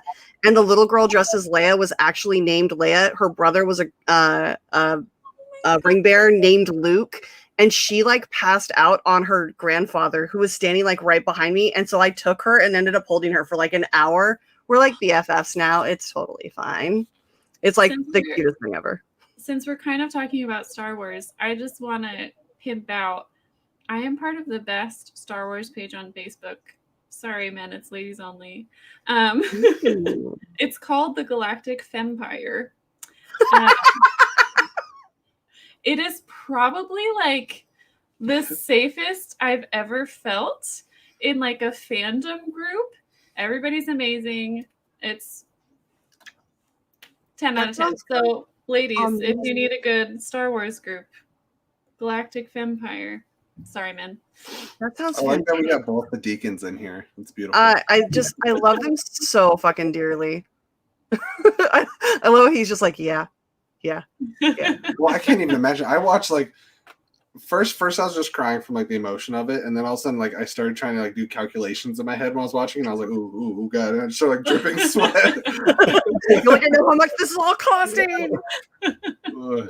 Yeah, I actually used to be I used to work at a venue that would get rented out for weddings and proms and shit like that. So like I'm very well aware of the cost of weddings. Yeah. And it was one of those things. My best friend's little sister was getting married in Chicago. And so we were talking, this happened like 5 or 6 years ago. And we're talking, I'm like, great. So like, you know, she's doing it completely DIY. And, I'm like, great. So have you found the person who's going to be your day of? And she's like, no, I'm just going to do it myself. And I literally laughed for like 3 minutes straight. Because I'm like, oh, sweetie, no, you're not. No, because there's going to be an issue with the caterer while you're getting your hair and makeup done.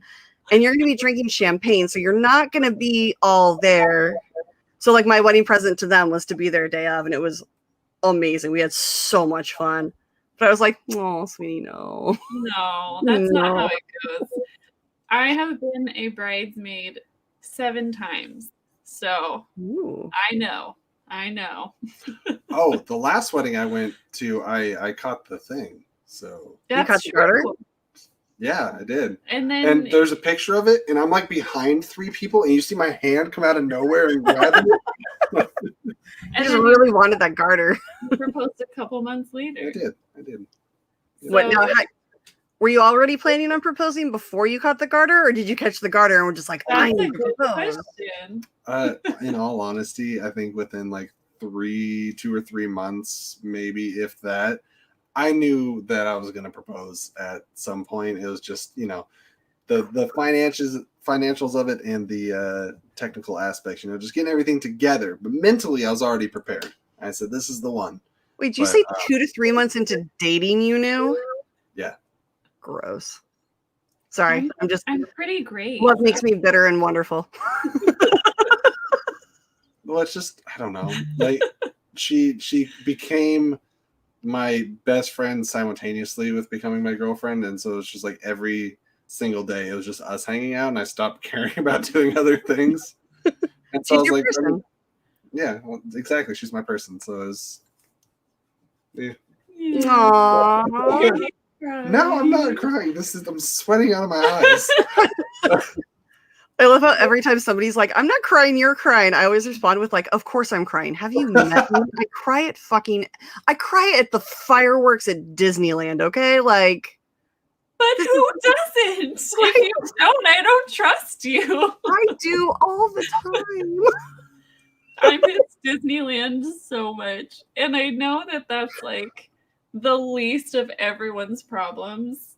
I know, but still. I just really want Mickey shaped beignets, But it's my happy place. Literally, there's nothing that makes me feel better. Like there are very, very few things in this world. I'm speaking incredibly honestly. There are a few things in this world that make me feel better about everything that's going on in my life more instantly than standing in front of the town square, looking down Main Street towards the castle at sunset and watching the lights go on. Like that will instantly, like, I'm getting choked up just remembering it because like I miss it. Disneyland with me? Yes. Oh my god, yes. I miss it so much. As soon as it's ready, I'm game. Yeah, I mean, Ben Goddard, we were messaging one night. He's like, okay, I got to go to bed. I was at Disneyland all day. I was like, Disneyland, talk dirty to me. Tell me. I was like, tell me about the churro you ate. Okay, very important question. What's your favorite ride? Well, technically, there's only one ride at Disneyland, and that's Mr. Toad's Wild Ride. Everything else are attractions. Somewhere Julie's screaming. That is. I don't have Mickey tattooed on my body twice for nothing. I'm just saying. Are you flirting with me? Maybe a little. It depends. There's nothing more that I love than getting a little bit blitzed over at Disney California Adventure and then going and riding Pirates of the Caribbean. It's so much fun. Every time I go, I have to start and end my trip with Pirates. That and Haunted Mansion are my two main hoes. I have the entire monologue of Haunted Mansion memorized. 100%. At one point, I might still know most of it, but the like instructions in Spanish when you're getting into the buggy, for a while I knew the Spanish part too. I used to drag it's no longer there anymore. RIP A Bug's Life Land, because it is made way for the Marvel Academy. But I used to drag my friends in there because every time I went to DCA, I had to go on Heimlich's Choo Choo Train. Exactly. You're my friend. I have to break it to Tori. Oh no. If just to hear Heimlich give the instructions in Spanish, because that shit makes me laugh so hard. Mm-hmm. Oh, I wish there was a recording of it somewhere so I could just have it on my phone. Like if that could be my ringtone, I would never answer my phone.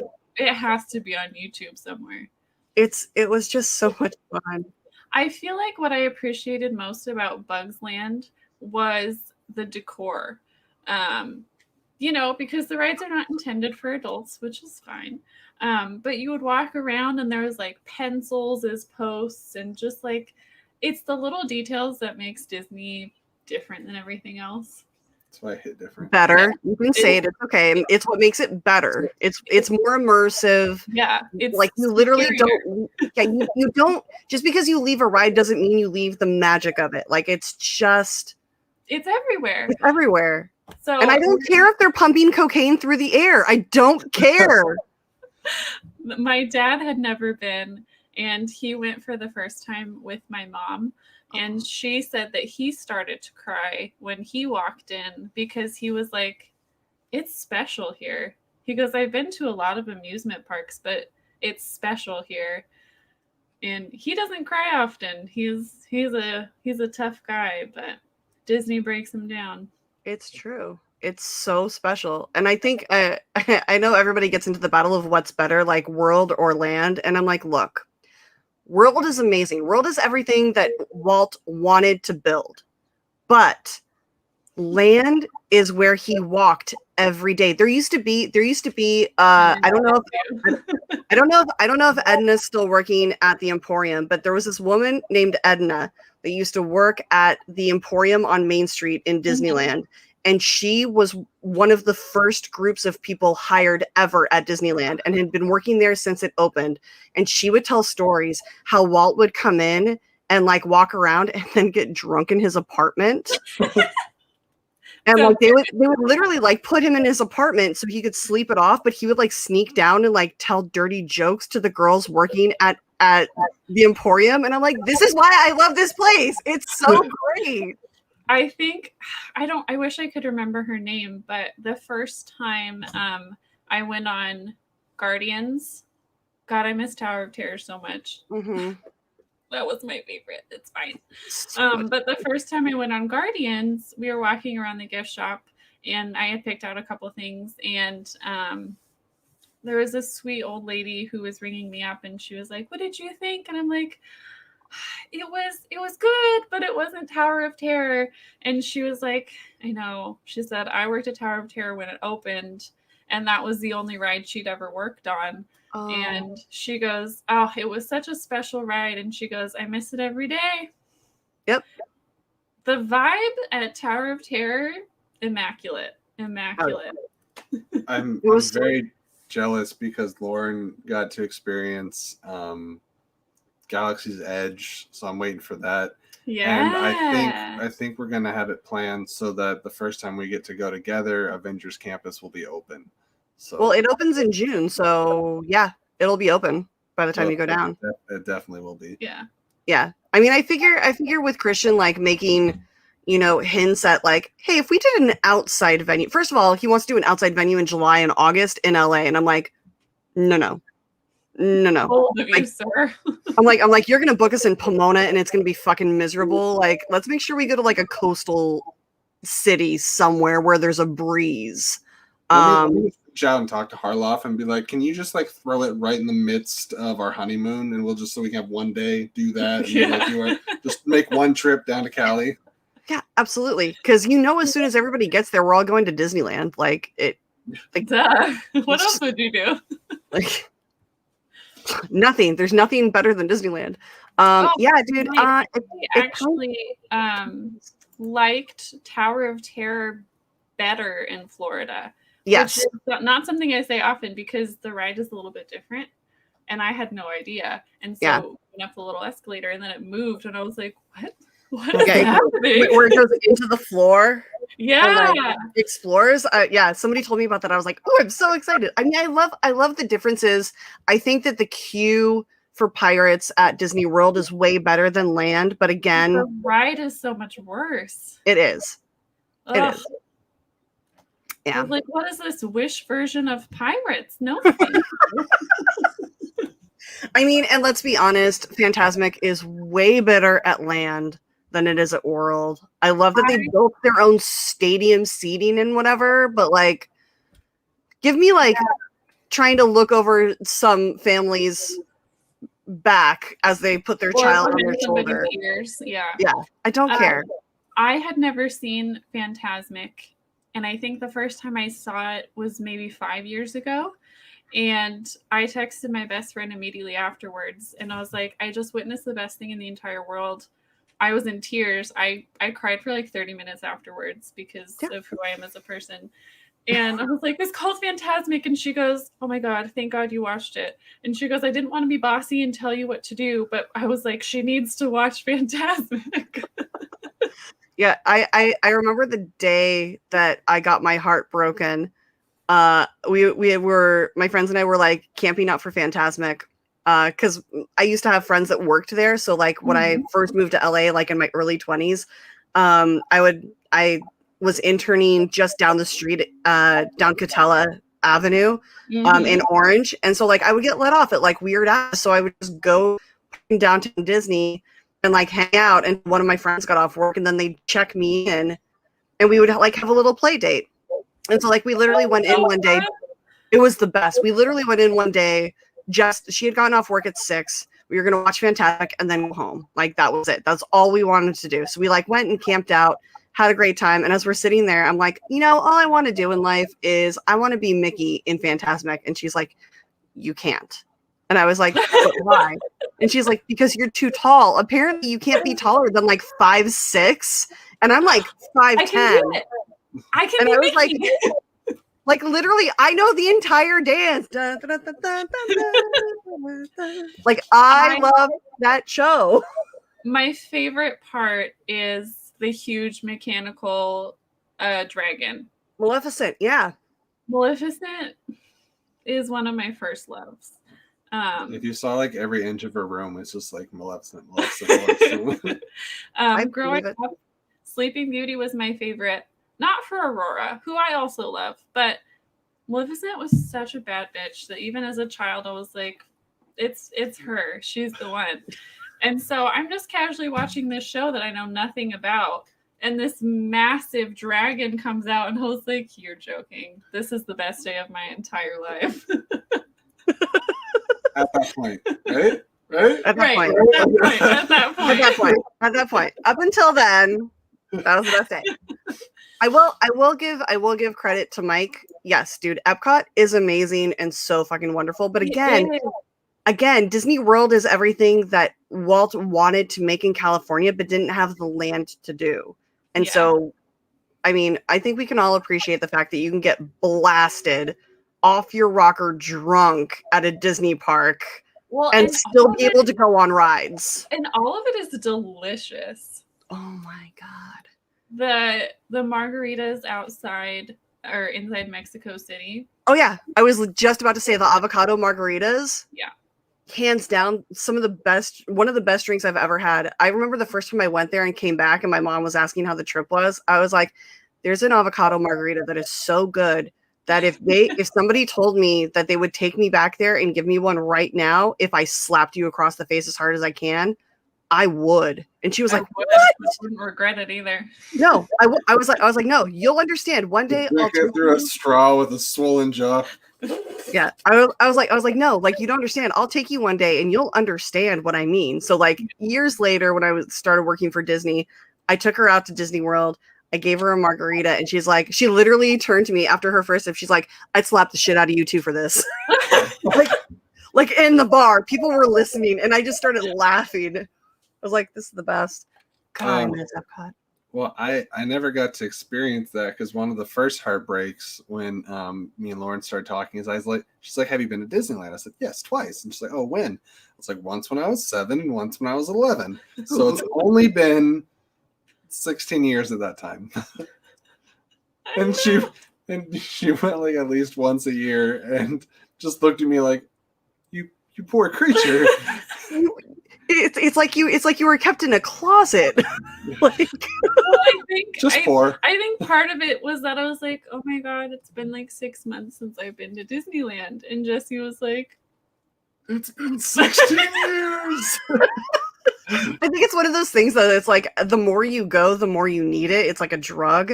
I know. And like the more yeah. My best friend was like, nothing in my life feels right because I'm not planning a trip to Disney. I get so much serotonin just from planning everything out. And she goes, I haven't been able to do that for so long. I don't know what to do with myself. Oh yeah. No, I'm going to Austin on Sunday for a week. And it's like the first trip that I've been able to plan in like a year and a half. Like the trip to Orlando for Mike and Bethany's wedding was more like that. Like it was just for like an event and to see people. And like, we weren't going out anywhere, but like I'm going to Austin. I'm staying with the Addams brothers. Like, we're going and doing all of these amazing things in one of my favorite cities. And I'm like so excited to the point where I'm just like starting to like tear the skin off my body. I'm like, can I just get on a plane already? Like I don't care how many times TSA wants to pat me down. Just like get me on the plane and get me there. I need to go. So Just that feeling of finally being able to go somewhere, you know? Well, you bring that up, and I feel like if you went through the TSA and started patting you down, you'd be like, oh, human contact. like it's not funny when it's true. Physical Thanks. affection? Oh my God. Thanks for the reminder of how little human contact I get on a daily You basis. pat you down, you just slip the guard, you just slip like your phone number. It's like, hey. I'll be back in 6 days. What you doing? Don't come to me with a good time. Don't bother with the glove. It'll be fine. That's a bad joke. Just TSA. I mean, to be quite honest, I flew so many times in the last 17 years that like I used to recognize TSA agents Oh my as gosh. we were going through. Like we flew through Charlotte Airport one season so many times that we became friends with the bartender that worked at the airport to the point where we got his phone number and would text him when we landed, and he would have like our seats at the bar with our drinks waiting for us. And it was amazing. Like we were friends with him. Like through the relationship he was in, they broke up. He met his girlfriend, they got married, had a kid, and like we were still in contact, like a course of like 4 years. So like asking if TSA gives hugs, yes, some of them do give me hugs because they remember me. It's like hilarious.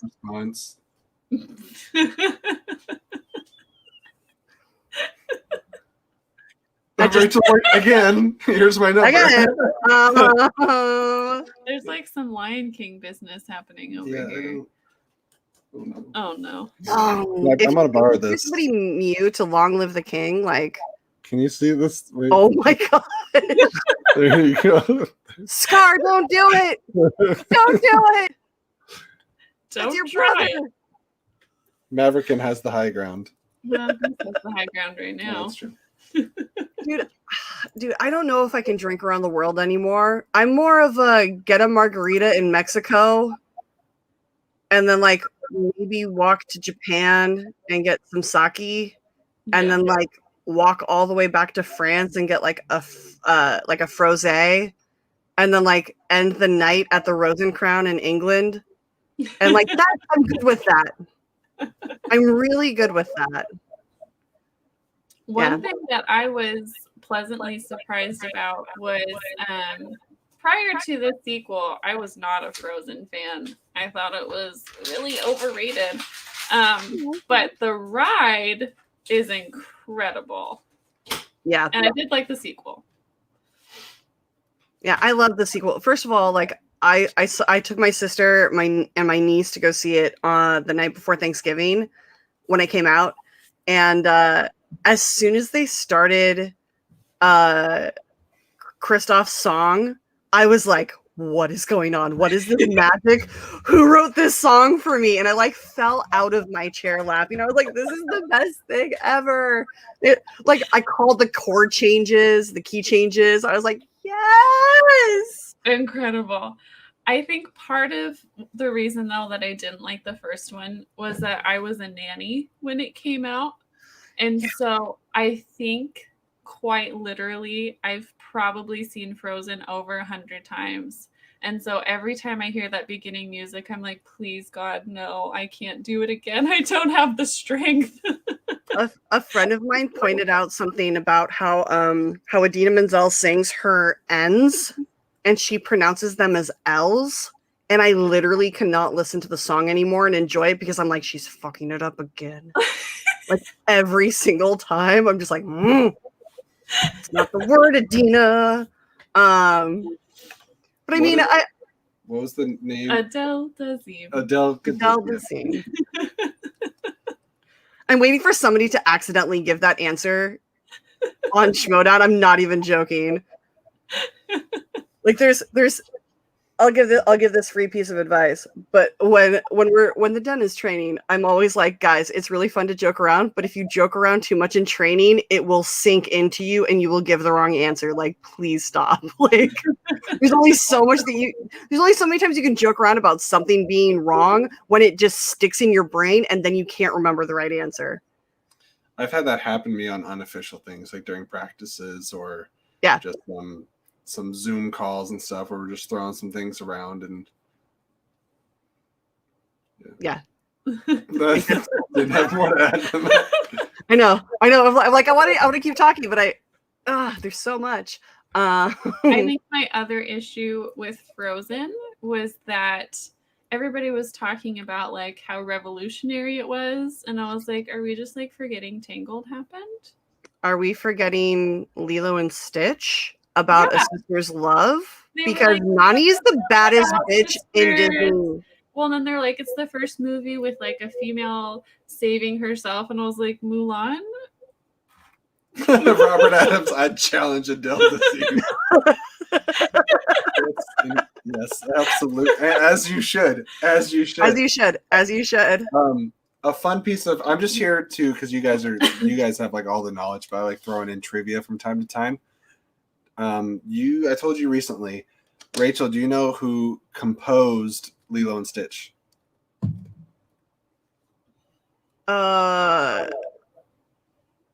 Yes, but no. Same composer as the Avengers and Captain America: The First Avenger, Alan Silvestri. I swear to God, I'm related to him at some point. Like, I have to be. It's just like what do you call that when you mix the words up? Just dyslexia or something? Dyslexia, yeah. Because Silvestrini and Silvestri. No, my dad's middle name was Alan, so like I'm like convinced that we're related somehow.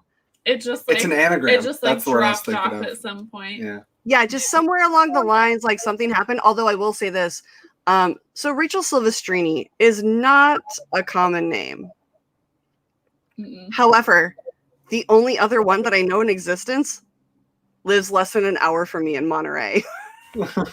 That's weird. Yeah, she's in the Navy, and I get like every now and then I'll get questions about it. I met a guy named Mike who had the last name Silvestrini, and I was like, oh my God, are we related? Like, my last name's Silvestrini. He's like, oh, I thought you were in the Navy. I'm like, oh, you're the other Silvestrini. You're the other one. she's in Monterey. Like, I understand. Like, I kind of want to call her one day and be like, hey, so we should probably get to know each other. I was gonna just say, in case we need like an alibi. I feel like you should meet. I do too, but I feel like at that point, like, we might be messing with like the time-space continuum. That's probably the responsible choice. Yeah, she might be like an alternate universe version. I've watched a lot of Doctor Who, so like I'm really like really hesitant about like crossing that line. I mean, I did apply to be in the Navy. I did. I'd still put my money on Rachel. When I was 17, I mean, yeah, like this is all fight, no flight. Mainly because it hurts to run. But no, I actually went to go into the Navy when I was 17, and they turned me down because apparently I had grinding in my knees. But I took the ASVABs, which are like the SATs for the military, and like I scored a 94 out of 99 in like 45 minutes, and apparently they didn't accept you. Nope. I did get my recruiter like fired from his job though. That was really fun because he didn't prep me properly. It was great. As he should have been. I mean, I'm kind of glad about it because I turned 17 like right around when the Iraq War was starting. So like, yeah. That's one of the times I think you should say that you literally dodged a bullet. Maybe. I'm pretty okay with the way that it came out. I mean. No, it's true. Although my dad was really passive aggressive, and while we were like, because I had to like write all these like letters to like all these heads of state and like try and contest like my denial and be like, no, I'm really great with one, like I'm really, really wonderful. Like you should probably take me in and like just disregard my meds. And And while we're waiting for the results, my dad took me to go see Pearl Harbor and was like, "Hey, those guys dying on the screen, they're all in the Navy." I was like, Yikes. I never knew my dad was passive aggressive until then. I like Chuck's idea to put you in the Jet Li film The One. Oh, that'd be so much fun. Oh, that'd be great. I can't fucking do anything anymore because my joints like pop and crack. Like I feel like every time I stand up, I'm just a Rice Krispie treat getting stepped on. I feel called out. Is that a generational thing? Because like I feel like on the whole, everyone that I talk to that's like my age, everybody's like 30 years older than they should be. Well, I mean, to be fair, I did treat my body like crap for a good like almost 20 years straight. Like 13 years of skateboarding. Yeah. I was gonna say, yours is from all the skateboarding. Yeah, no, we've talked about this, Jesse. We were actually messaging the other day, and I was talking about how I feel like my body is 90, and he was like, he's like, yeah, I feel that way sometimes too. I'm like, yeah, but you're like a child in age comparison. Like, he's like, no, I skateboarded for 13 years. If it makes you feel any better, I'm like, actually, it kind of does. Yeah. Like, not I got gonna lie. like crushed vertebrae that are like missing discs and like all this other stuff. Oh yeah. Jesse does the old man grunt when he stands up, when he does the Yep. I spent 5 years touring with Beauty and the Beast, and it was a non-equity tour, so we would spend like 8 hours a day like on the bus sitting down, and like 8 hours on like a regular like traveling bus, not like a tour bus where it's got like, you know, bunks and like a back lounge and you can walk around and like watch a movie in the front lounge and hang out. No, this was like a straight up like trip. It was like a Greyhound fucking bus with just a little bit higher, which is better Wi-Fi. But like my IT bands are so shredded from that like if I stood up and like lifted one hip, I could literally like just crack them, and it's just like every single time I can do it. Every single time. It is painful. My body is deteriorating, and I am just self-medicating as best I would can. read a book about your life, though. It will come out posthumously, I will tell you that, because I'm planning on naming names. Oh, a spicy book. Yeah. Yeah, I might release like a PG version of it like while I'm still alive, but like that XXX version is coming out. I was like, I want naming names. I want the real thing. I have like the names blacked out. It's all redacted. Yeah. And then just release the second version later, and all it is like the black lines release taken the out. Silvestrini cut. Yeah. I'm all for it. All for it. Hashtag going. Oh, dude, Sean. Yeah, dude, I totally get it. I feel like the worst abuse my body has probably suffered is just volleyball. Oh yeah, that'll fuck up your rotator cuff. I've got a couple fingers bent the wrong way. Honestly, doing hair messed up my body more than volleyball did. I can believe that because I used to be a massage therapist too. So it's brutal. It's a lot of repetitive movement, so a lot of arthritis and rotator cuffs. I'd say that Lauren would make a fantastic massage therapist if I was a less jealous person. I mean, with the people that I've served, I understand that, because like. I mean, I'm sure she's not the one out there giving like happy endings, but I don't see that in her future. I was the massage therapist for Dropkick Murphys. Happy endings. What was that? Oh, I said I did get flown out once for the Dropkick Murphys. No way. Yeah, they were on Warp. They were on Warp Tour for a few years, and we became friends. And Ken Casey, their bassist and one of their lead singers, has really bad sciatica, and so like I would show up with my table to whenever I wanted to like just go to their shows. Like if they were anywhere near me, I would just throw my table or whatever into my trunk of my car and just drive out to go see them. I saw them in Ventura, and I showed up with no ticket and like just like banged on their tour bus. And their manager came out and I was like, hey, Evan, I've got my table. And he's like, great, the boys are upstairs. Just go on up. And I'm like, I need a fucking pass. Like, and so I'm like struggling up. Like, the way to get to the screen room was like, it was like the most precarious fire escape stairways that you've ever seen. And I've got like this 25, 30 pound like massage table, which is bulky and heavy and ridiculous. And I finally get up to their green room and I'm banging on the door because somebody locked it. And they open it up and I'm like, get out of my way. Like, I didn't even realize who it was. And it was Al, their lead singer. And I'm like, get out of my way. I got to go set up. And I like kicked people out of a room and I like set up my table and I came out and I'm like, all right, who's dropping trowel first? And Ken's like, me, and just dropped his pants because like, those are my boys. And he just crawled on the table and I'm like sinking an elbow into his butt and like the guys are just hanging out. They're like, do you want a whiskey? I'm like, of course I want a whiskey. Like, what are you talking about? It's my favorites. I miss them so much. I told Christian, I was like, look, if you ever want to do like a show in Boston, let me know because I'd love to contact them and get the guys to come out because they have to do like you can't do a show in Boston without having, Well, then you can play the Stars intro live. Well, that I mean, I don't think they can afford that, but they'll walk him out. I mean, it's been a while since we've hung out. I don't think I can call in that kind of a favor. I think it was the first time you'd listened to the Dropkick Murphys when I had you listen to them, right? Yeah, I think so. It was like pretty soon after we started dating. One of my favorite songs that doesn't come up is their it's not called "'Tis the Season," is it? It's like their seasonal like Christmas song. Oh, I know what you're talking about, but I can't remember the fucking title. I think it's so good though. It's so fun. Because it's in I think it's in P.S. I Love You. Is it? I think so. I could be wrong. I know they have the name of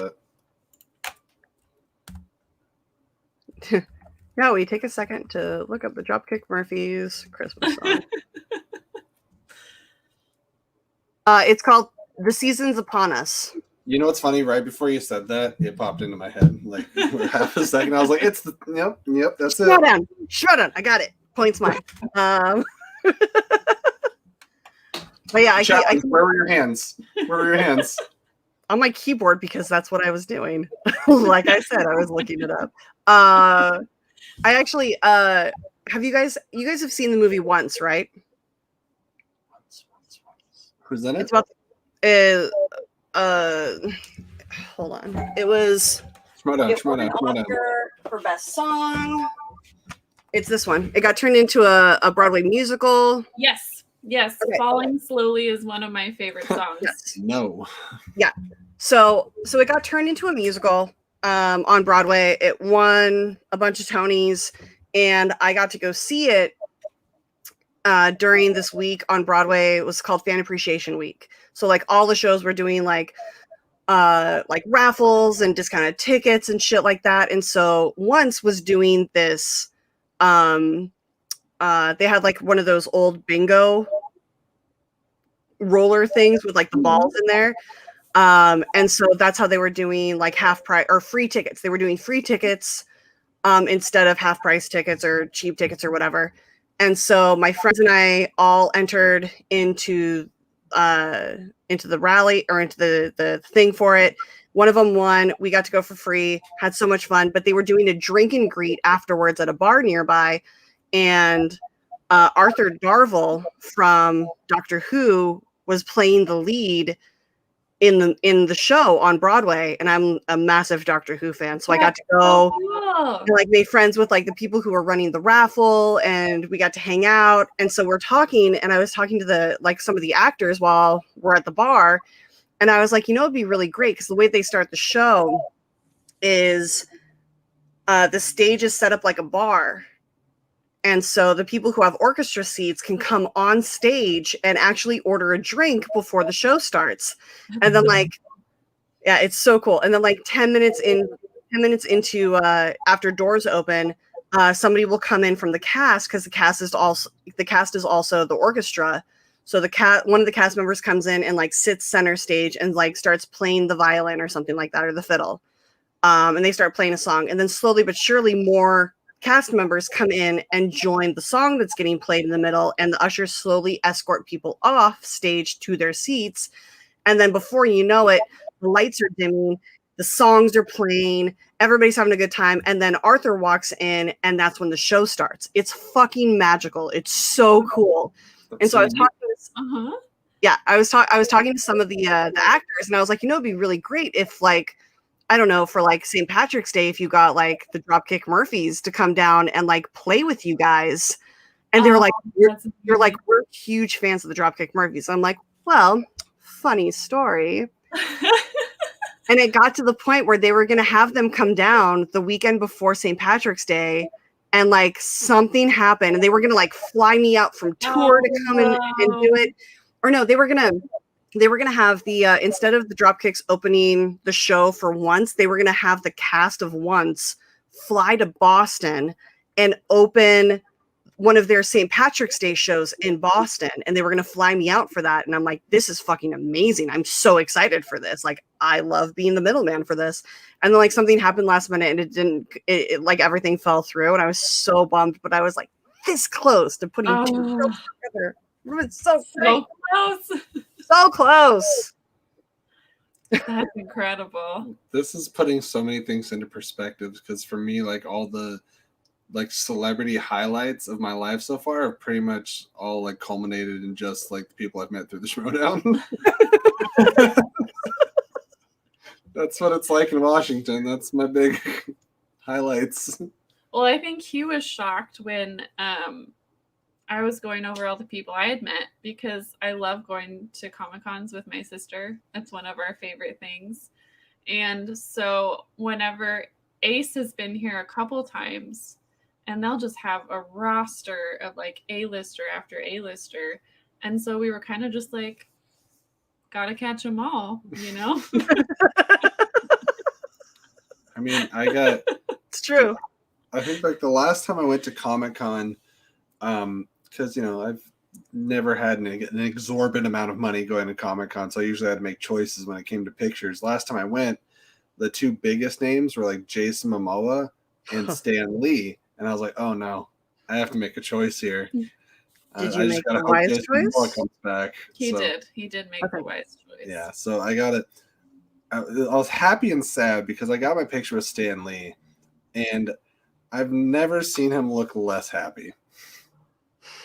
Probably exhausted. I'm sure he was. And I instantly felt guilty for just existing in his presence. I'm like, I'm so sorry. I'm part of the problem. I'm gonna go. Have a good day.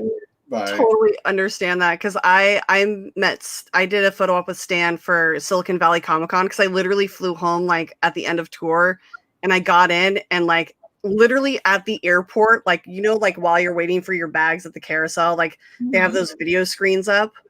It was literally advertising Silicon Valley Comic-Con, and I was like, oh, that's this weekend. Okay. So I like bought a ticket and like went, and I got a photo op with him. And like, as I'm waiting in line, I had missed the time when I was supposed to go, because I was like in a panel or something. And so I showed up, and they're like, okay, well, you need to come back, and we'll get you guys in first. The people who had missed their first opportunity to go first. And then we'll bring everybody else in. So I'm sitting there waiting, and I'm the first one in line. The girl's just kind of like, hey, can you do us a favor and just like kind of let him know how happy you are to see him? And like, he's like not really animated right now, and we just want to get him like excited. And I was like, of course I will. And I just walked in and like treated him like grandpa, just be like, grandpa, I love you. How are you? Like, it was so heartbreaking, but like I got to speak with him, and he was so sweet and just so lovely. And I just wanted to like hold him as gently, but like as fiercely as I could. We owe him so much. Rachel, have you ever seen Comic Book Men? Of course I have. Beautiful. I talk about crying a lot. We talk about crying a lot on the show. It's fine.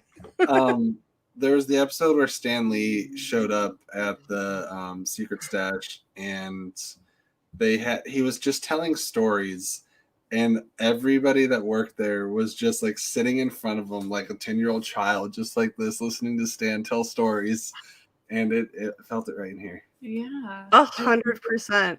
Isn't that how we would all be? Absolutely. Yeah, just sitting at Grandpa's feet. Tell us stories about the war, Grandpa. Can we tell about? I'm sure you as well. Can we talk about how like we probably all cried at that Marvel spot that came out a couple days ago? Oh my gosh! I have not watched it yet because I know how emotional I am. I have not been in a place where I can emotionally handle that right now. I remember seeing it and being like, I remember seeing it like start to play on like my Twitter feed or something, and I like clicked it and I heard his voice and I was like, nope. Out. Yeah. Nope. Keep scrolling. I love him so much. As strong as it starts, like I don't even know what it is exactly about that trailer, but like as it goes, it just starts hitting more and more to the point where I didn't break down until they started showing title cards for whatever reason. It's like that was the breaking point. Yeah. Well, it's kind of a similar experience to going on the Carousel of Progress for the first time. Mm-hmm. And the intro is just Walt talking about his vision and how much it means to him, and you're just standing in line like, oh my god. It hits you. You know, it's the grandfathers of the things we love most. What was that show that you and Tori love on Disney Plus? That's about like the Imagineers. Oh, that one's great. It's so good. Oh, I watched it so fast. Meanwhile, I have her watch Class Action Park. Have you seen that on HBO?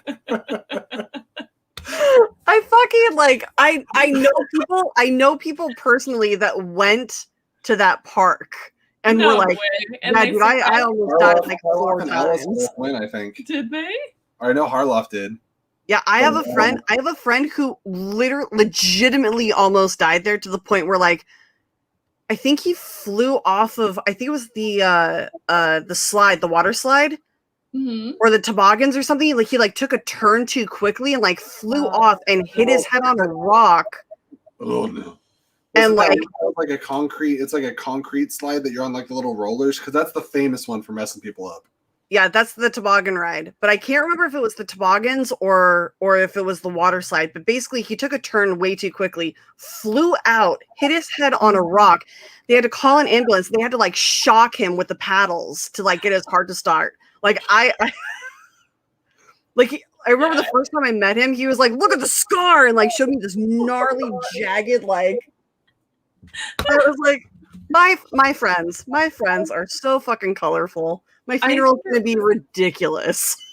I think it was learning about the slide and the teeth for me. Oh yeah, where people's teeth got stuck in the slide and they're trying to figure out why people's backs were just getting like razor bladed. Yeah, no. For me is when I forget the name of the guy that ran the whole operation, but there was like there's a river ride, and they're like, why aren't there any lifeguards on it? And it's like, because there's no lifeguards on the Colorado River. I don't think that's the most iconic thing I've ever heard. Lawyered. He looks angry about that one. Hey, we got a sneezing baby here. He like sneezed and then was like, ugh. Oh, he did the old man sneeze. Oh, you don't want to? He sneezed and he was like, well, something's fucked up now. Yeah. How close do you guys live to like the heart of Seattle? Because I know you guys like live in the Seattle area, right? Probably about like, well, from Kent's like 20 minutes. To the heart inside Seattle? Yeah. It's like a 20-minute drive to Seattle. Traffic depending is a real word. Oh yeah. That's true. But like, oh, I understand. I've driven. On a good day, like 20-25 minutes. Oh, that's not bad. I miss Seattle so much. Him and I have very different feelings about Seattle. Well, I think we feel similar if we're walking around Seattle. My problems come from like actually trying to like drive or find something, or there's always construction. There's one-way roads, and I'm just like, get me out of this car. Yeah, driving through Seattle is one of the most frustrating things. But once you find a good parking spot and you get to go explore, Seattle is absolutely stunning. The amount of money I've spent at Holy Cow Records is ridiculous. If you ever go back to Pike Place, there's a little store, I think on like second floor underneath, called Golden Age Collectibles. Oh yeah. Have you been? Oh yeah, I spent hours there. Many times. If is it Gary that still works there? I don't know. I used to go in there a lot. Like now two of like my best friends live outside of Seattle, so I'm like just biding my time until like I get to come up, because I told them, I'm like, look, I can't go to Seattle until the border opens, because Vancouver is one of my favorite cities of anywhere I've ever been, and I've been everywhere. And there's the train that goes up like literally into Vancouver, and my favorite donut shop is in Vancouver, so I can't be that close to Vancouver and not go and get my donuts. Well, you so gotta I'm like, when you come up through Seattle, you gotta have a what? You gotta have a big announcement when you come up to Seattle, so you can have all your Oh, it's gonna be fucking massive. We're gonna hang out. We're gonna go for drinks at my favorite bars. We're gonna go play at the arcade bar. They've taken you to Beechers, right? Oh, I've been, yeah. Oh, thank God. That's what I was trying to remember. That mac and cheese is absolutely phenomenal. It's otherworldly. It's toe curling.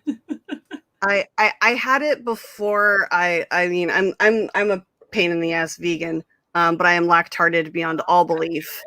My body and lactose. Yeah, I see. Yes, I said lactarted. My brain just like I saw the look. Wait a minute.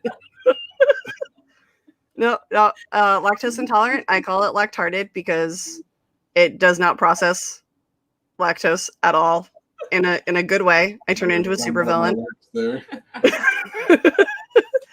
But the bar, my favorite bar, Storm Crow, is in Vancouver. So when I come to Seattle, we're all taking a trip to Vancouver. We're getting donuts at Cardam's. We're wandering around, and then we're gonna go and have lunch and stay and play games, and then have dinner at Storm Crow, because it's my favorite fucking thing. It is so great. They have like their drink menu on the back. You can pay like $5 to roll a 20-sided die, and whatever number you land on corresponds with the drink. And there's one where it's like you can pick your own shot for like $6, or one of the shots is $6, but then you get to keep like the Storm Crow shot glass. It's so much fun. And like, yeah, everything is themed with like the nerdiest things you've ever thought of. It's so great. They have like Rivendell fries. It's the best. Do you know about Dorky's up here too? Dorky's. Yeah, it's like a really cool arcade, but it's like an arcade bar. Is that in downtown? I think so. If it is, then I've been for multiple birthday parties. Depending on location, may have been there several times. Yeah, depending on where it is, I probably have dropped a lot of money at their bar. But yeah, no, we used to play a lot at the Paramount Theater, I think it is. Oh yeah. And so we would just go down the hill a little ways to the barcade there. God, I love a good barcade. It's so great. I miss just being around people. Somebody was like, I think we all just miss being in movie theaters. I'm like, no, I just miss people. I miss being around people, and I hate people. I feel like I didn't start missing people until we started getting involved in this community, and I started meeting new people. I was like, well, now I want to hang out with people. I mean, that's fair. But it's one of those things that's just like, ugh. I miss complaining about the stupidity of humanity by experiencing it firsthand, without it being like, ugh, these anti-shot people, like, ugh, they're putting us back. Anyway. I still get that every day. Perks of retail. Oh. I work retail light. I work like I bounce around all these different grocery stores, so I'm not a grocery store employee, but I'm in there all day. Yes. It's rough out there, I promise. Oh yeah. No, I remember selling merchandise for a band on tour and literally got asked by a guy how much the $30 t-shirt was.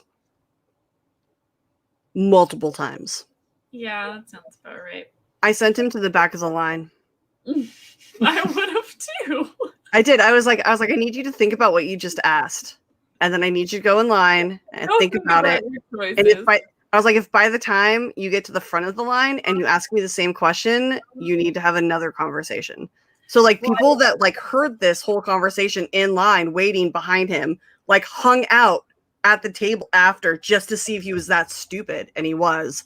Oh my God.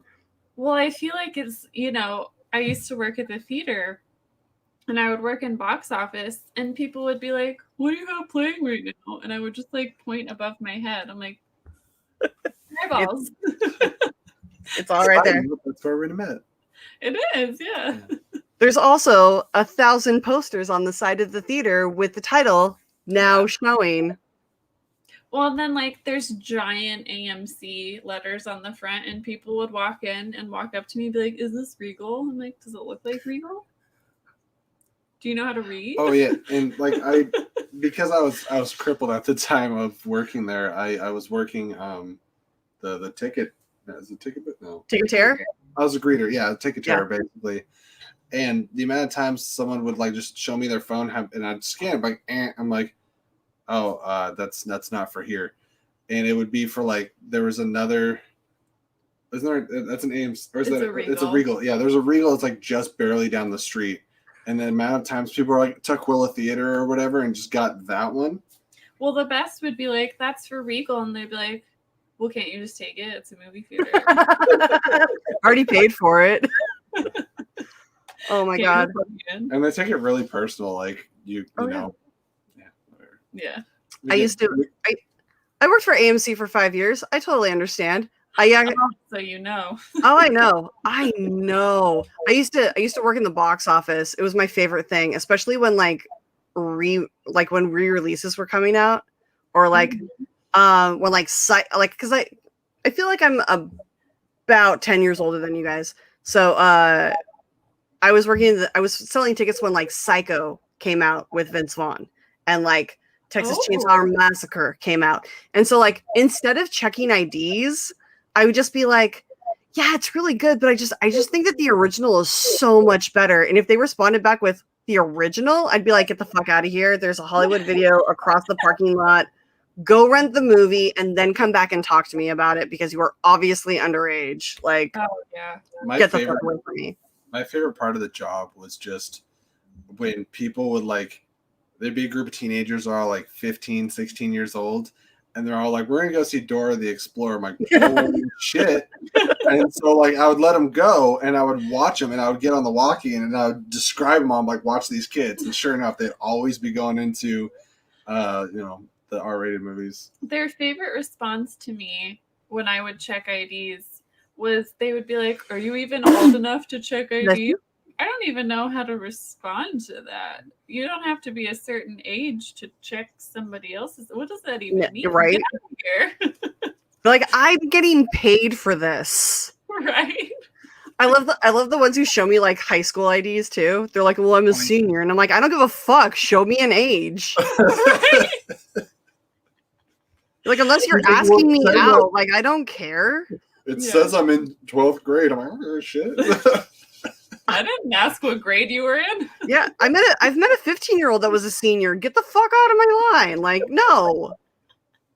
There were a few times when I would be like, I can't sell you the ticket, but if you buy it off of the ABO, I will not check your ID. It's fine. Yeah. ABO is automated box office for anybody who didn't know. It's those machines off to the side that you can just like, it's fine. They don't scan an ID.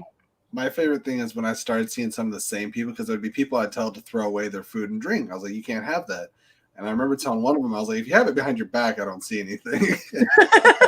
I watched a girl like walk with like a soda behind her back. I was like, my thing was if they made any kind of effort, even a pocket, it was fine. It was when they blatantly had it out in front of me that I was Like they bring no. a KFC bucket in. I'm like, no, Oh, it's I not. literally had a family come with an entire KFC meal. And I was like, you can't bring that in here. And the dad was like, what am I supposed to do with it? I'm like, you could try eating it out there. I love when you tell somebody that they can't bring their drink in, and so they're like out like 10 feet away from you, just sipping on it, staring at you the entire time you're like, with the dead eyes. yeah. Okay, wait, no, that's such a real thing. I would get in the car sometimes after work with Jesse, and he would talk about how much my hair smelled like popcorn. That's a real thing.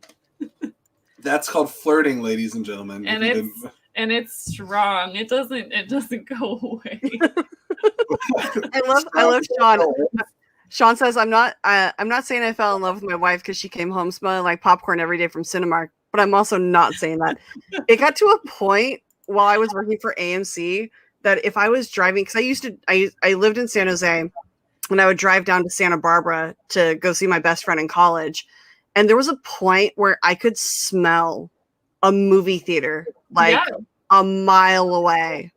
Yeah. And be like, but it also got to a point where I could be like, Regal. I was about to say before the second you had like a judgmental AMC. sniff, I was like, it's Regal. AMC had the best popcorn. They do. They do. And they always, because I was one of the only ones. Hi, baby. I was one of the only ones that was old enough. I was always back bar in concessions. And so I was in charge of the popper. So it was just pouring, dumping, pouring, dumping. And so my hair always smelled like popcorn. Oh yeah. And the days when you had to like replace when you were also on hot dog duty. Oh God. Oh God. I still like I used to love going into AMC's and being like, so I'm gonna get a large popcorn. I used to order by the numbers that I remembered. I used to order a number 2, and they're like, a what? And I'm like, oh, it's 2 large drinks and a large popcorn, whatever the fuck that is nowadays on the POS. Like, I don't know, but that's what I want. It used to be that. It used to be a number 2, because the number 1 was a large drink and a large popcorn. But then you ask for the tray, and they're like, oh, now I know you're an ex-employee, because a fucking large popcorn, an entire large popcorn can fit in one of those trays. Yes, and then you get the free refill right then. We gotta say RIP to the ArcLight. Oh.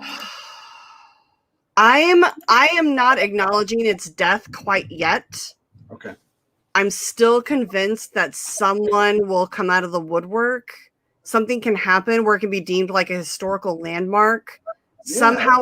Somehow it has to get saved, guys. Like, we have to save the landmark. Well, one of the coolest things we have up in Seattle is the for the longest time it was the only IMAX in the area, but it was by the Pacific Science Center, just the giant IMAX screen. That's where I saw Dark Knight, and I remember because they overcompensated the AC in the theater.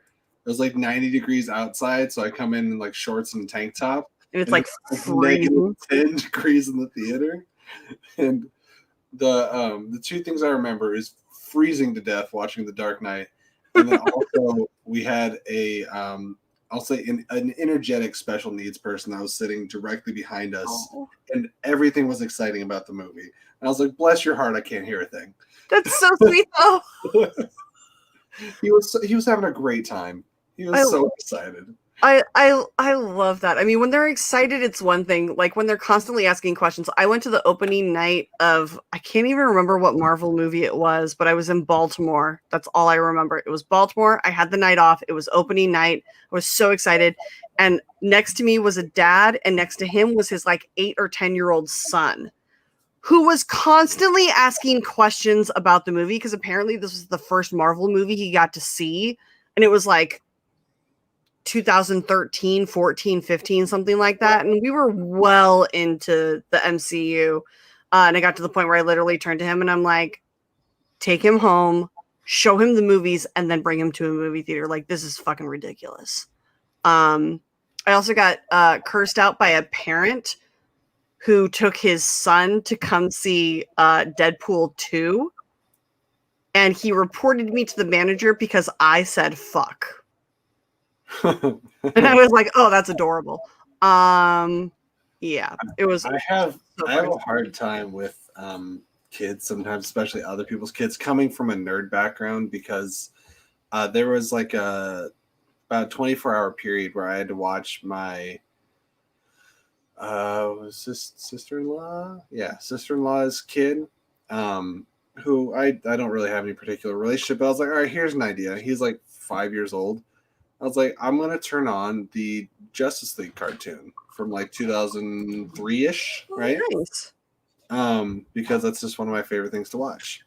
And he, with like the first couple minutes in, he's like, I'm bored. I'm like, give it a couple minutes. And he just kept saying, I'm bored throughout the entirety of like the first couple episodes. And I just really wanted to call his mom, like, get this kid out of my house. Of what? See, my sister-in-law's kid did not like Justice League cartoon. Oh, yeah. And I just didn't want to associate with them. see, there's kids like that, and then there's kids like I went and saw the 25th anniversary re-release of or rescreening of Jurassic Park. I knew you were going to say that. When you said 25th, I was like, I did too. I saw it too. And I'm not even joking. I swear to God, the physical embodiment of Tammy was watching the movie next to me. Like, I'm not joking. It was me and then like a seat open and then like two boys that were like 8 and like 11 and then their mom. And then the younger son was sitting closest to me. He was like standing up in the aisle, like with his thighs like pressed against the seat in front of him, just like so excited to see the movie. He was like naming all the dinosaurs before they could. He was having such a great time. He was literally Tim, like asking questions, having so much fun. He was getting scared by the velociraptors. It was the cutest fucking thing I've ever seen. And the guy sitting in front of him was such an asshole, and he kept turning around and like shooting looks back at the mom. And like I ran into the mom after the movie, like we're all exiting, like she had to like take the kids out like 2 or 3 times and like was apologizing profusely, and I was like, I don't care, like your kids are great. I don't like. Well, also like you gotta have a little bit of leniency for a re-release. Like pull your head out. Yeah. It's not like it's the in-game premiere or something. Like I'm a little bit more of a stickler for that than it's like a 25-year celebration of a movie that came out before they were born. Exactly. And so like as we're leaving the theater, the mom is outside. She sees me and she's like, I'm so sorry that got ruined for me, that got ruined for you. And I was like, oh my God, your kids are the best. They're so excited. Like I totally get it.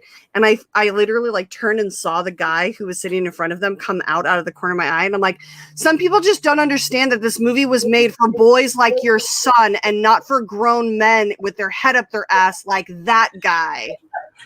Perfect.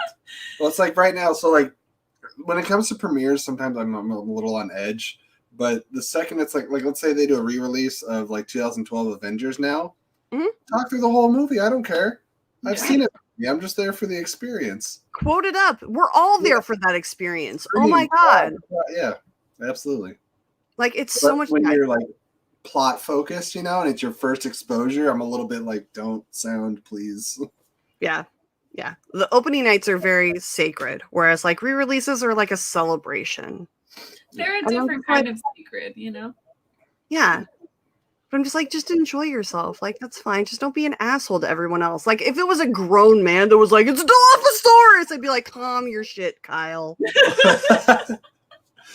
But like, it was an 8-year-old boy who had never seen the movie before, and he was so excited. I was like, yes, that is who Steven Spielberg made this movie for. Yeah. That kid, not that asshole in front of him. That kid.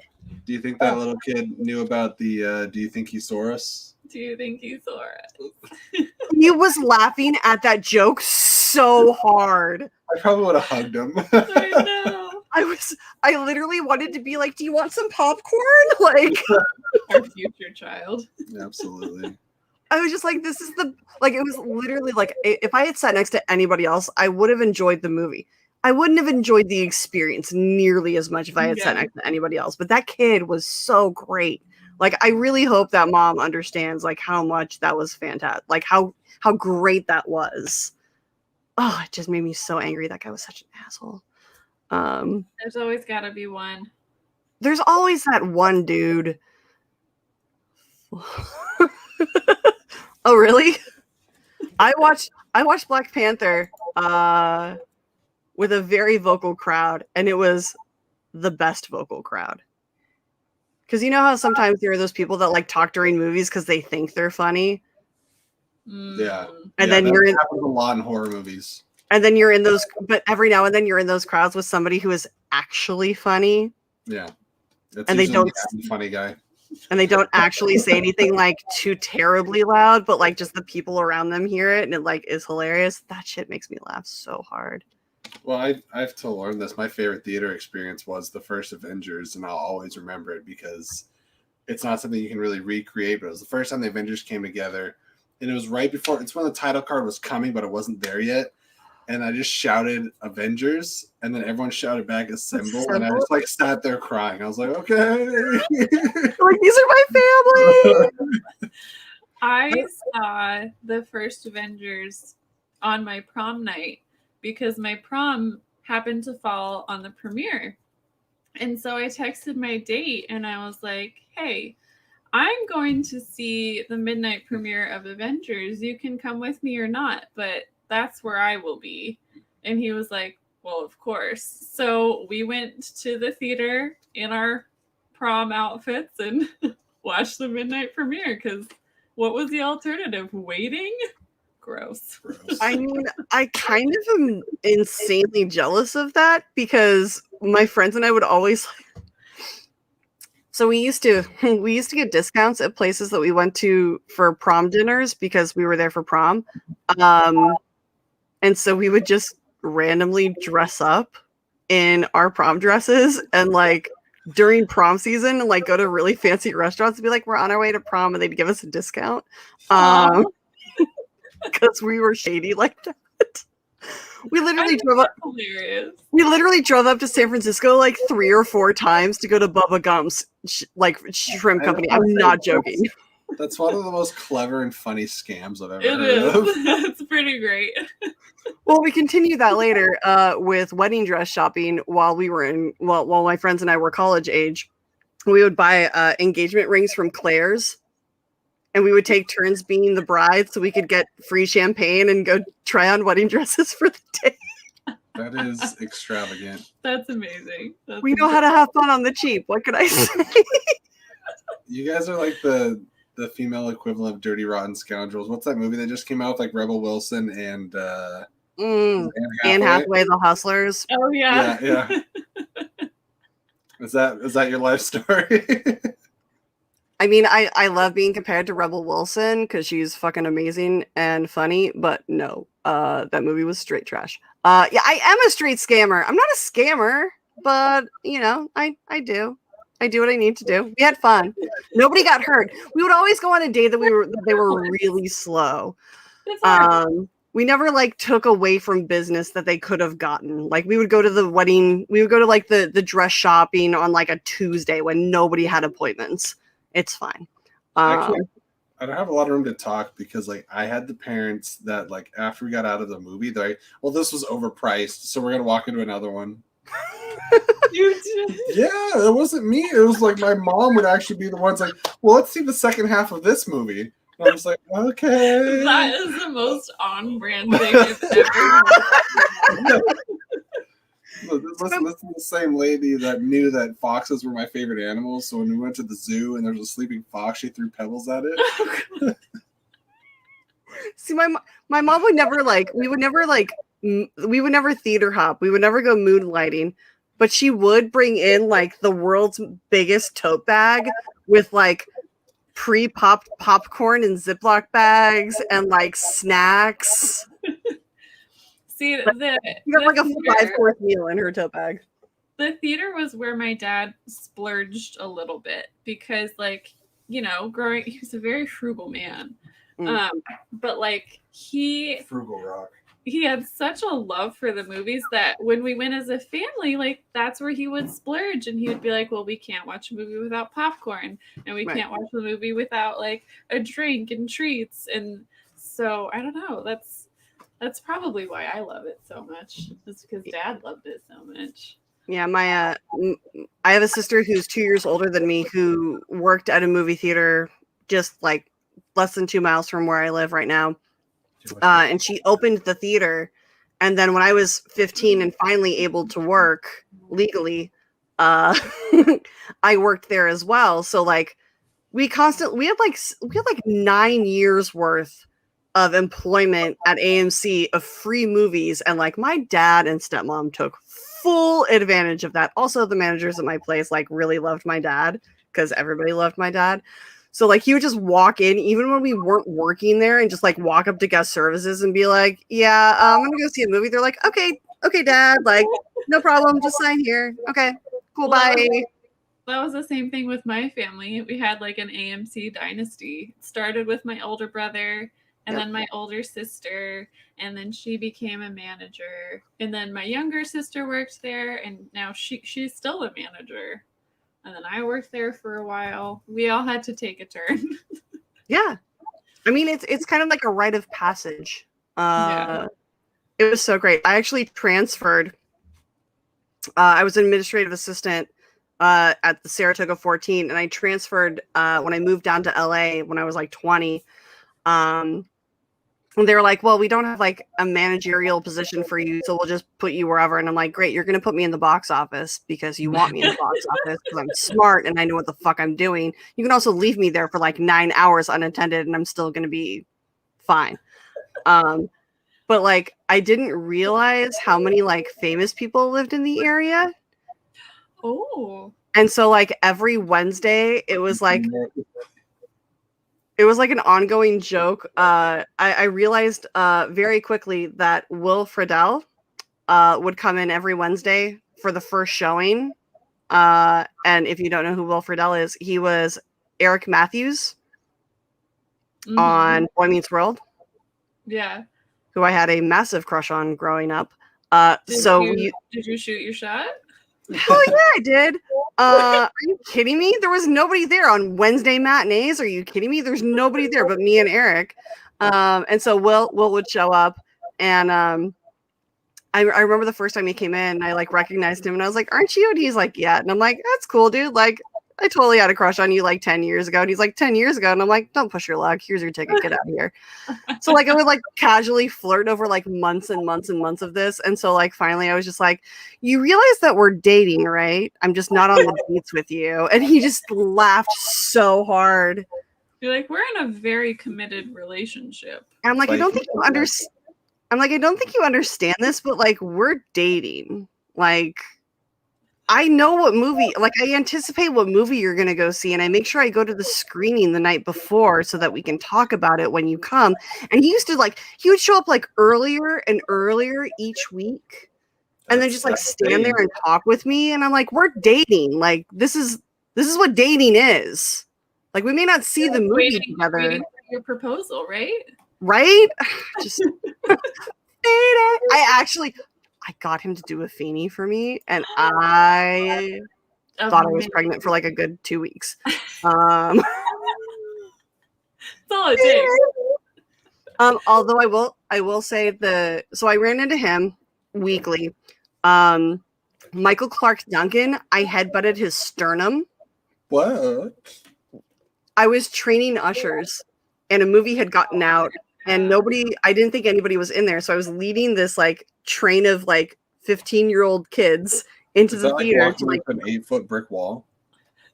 It was so dark in the theater. It was like that magical time between when all of the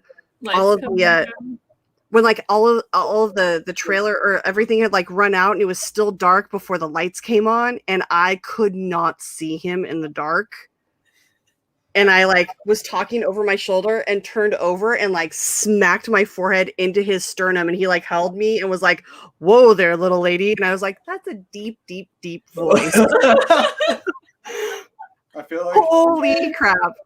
And then it's Michael. I look up and it's Michael Clark Duncan smiling to me, and I was like, "Oh my god, I'm so sorry, sir."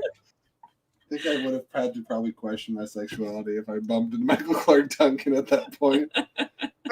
I think I may have asked him to pick me up because I was like, "You make me feel so small." It takes a big, big man to make me feel petite, and he made me feel small and like tiny. Ben Affleck's like what 6'3", and he looked like a baby in Daredevil compared to Michael Clark Duncan. Yeah, so big. He literally took up almost the entire walkway. He was so broad and tall, and I was just like, just carry me, just take me away. He was wonderful. Hold me like a baby. But Gary Sinise came in one time. Oh, that's cool. That's when so I cool. was not paying attention, selling tickets at the box office, and I was like I was at the JC, and I was like doing like math homework or something, and I like had my headphones on, and he and his wife came up, and all I hear is his voice saying, "Excuse me, ma'am," and I look up and I go, "Oh my God, Lieutenant Dan!"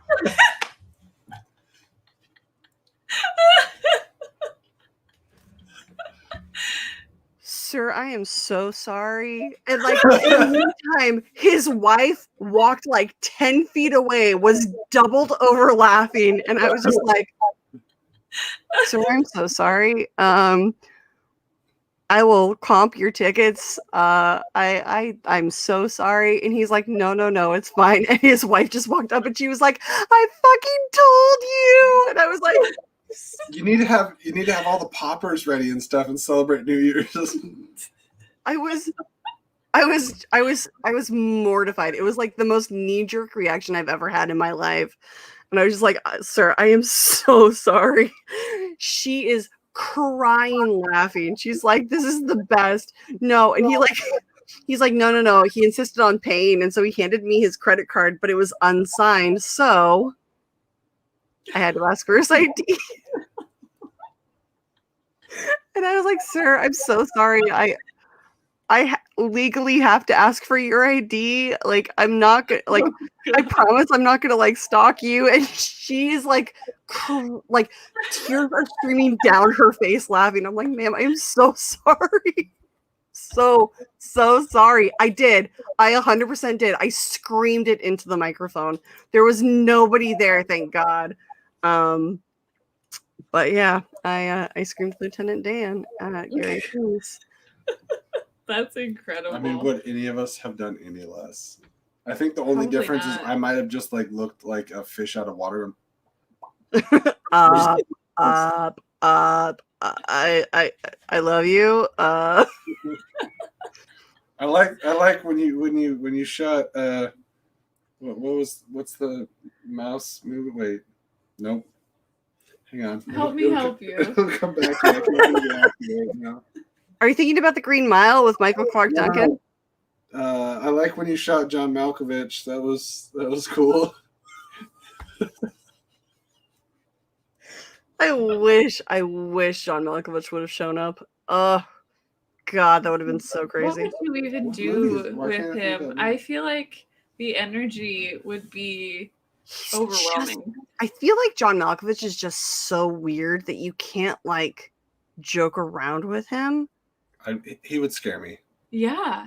Like I feel like he's one of those people who would lead me into a doorway that I'd never been through, and then we would walk into his mind, very being John Malkovich's, but like him purposefully doing it. Like I just feel like I would get stuck in like a Wes Anderson movie. I feel like seeing him in person would be like running into a predator in the wild, where you're like, "This is cool, but I'm a little scared and I'm a little nervous." The film is Of Mice and Men. It came to me. Oh, there you go. There you go. Tell me about the rabbits. Yeah. There you go.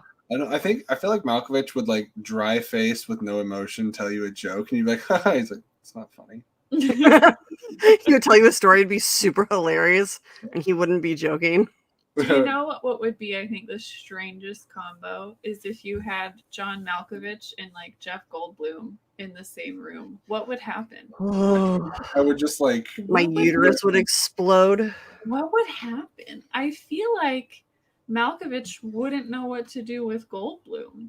I feel like they would know exactly what to do with each other. Like, I feel like their energies would like harmonize on like a very weird level, and they would become like best friends, but like on a very weird plane. I don't know. I've met Jeff Goldblum, and let me tell you, You have? he plays in a jazz band that used to play every like Thursday or something in LA. That's just, he's amazing and just everything you could ever hope for. when you're telling your stories, I'm not getting enough hair flips with every story that you tell. Like, we need more of that. I know I drop names like it's nothing, but like it is nothing. Like, this is like great. My life is so fucking insane and weird, and it has been. And I think I just like to dive into that insane part of my life because like nothing has happened in the last like 16 months. That's not being like 16 years for most people, though. Yeah, I know. Which is why I'm like shocked that I'm still alive. I'm like, can I just die soon? Because I don't think life is getting any better. I've lived a really incredible life until now, and now I'm just like, I live at my mom's house now. You're like, something give me serotonin, please. I used to be, well, it's one of those like, I look back at my life, I'm like, I used to be so cool. I used to do such amazing things, and now I guess I'm blessed. I never have to look back and be like, oh, I used to be cool, because I just never was. see, all your coolness is like ahead of you. All of my coolness is like way far behind me, and I'm like, yeah. You have to be somewhat cool because I'm a very shallow person. I was gonna say all my coolness is sitting next to and me. if you were not interesting. Interesting is a very nice way to put it, but that's what she's here for. I so cannot wait to like come up to Seattle and just like hang out with you guys. Like 100%. Can meet the cats. Yeah. Oh my god, yes. By the way, we've been going for almost 3 hours and I didn't realize it until I looked up. So if you guys have to go, just fucking like let me know, because I will just keep talking until we stop talking. That's just kind of how the show goes. We got some morning shifts. We do have some morning shifts. All right, so let's give it another 20 minutes. Let's give it until 10:15. Unless you want to get off now, which is totally acceptable. I think it's 5 to 10. 20. Yeah, let's do 10 more minutes. So guys, if you have any questions left to drop into Streamlabs, I know Ferris, you dropped some money in and didn't leave a question. So if you have a question, drop it into the chat and I will 100% bring it up. Yes, Robert, I am very, very well aware of this. So part of the reason why I'm going to Austin on Sunday is because Moobies is opening in Austin on Monday. And we're going to go stalk Kevin Smith. Ooh. Yep. Your teammate. Yeah, so we were on my live stream, we were just like tossing some trivia around, and PJ had written like 10 questions for everybody. Mm-hmm. And the question was like, who played, I think it was Warlock in Live Free Die Hard. Yeah. And I've never seen it. And I was like, I don't know, William H. Macy. And they're like, or Kevin Smith. And I was like, oh shit. Your teammate. And PJ's like, your faction mate, Kevin Smith. And I was like, I'm not even joking.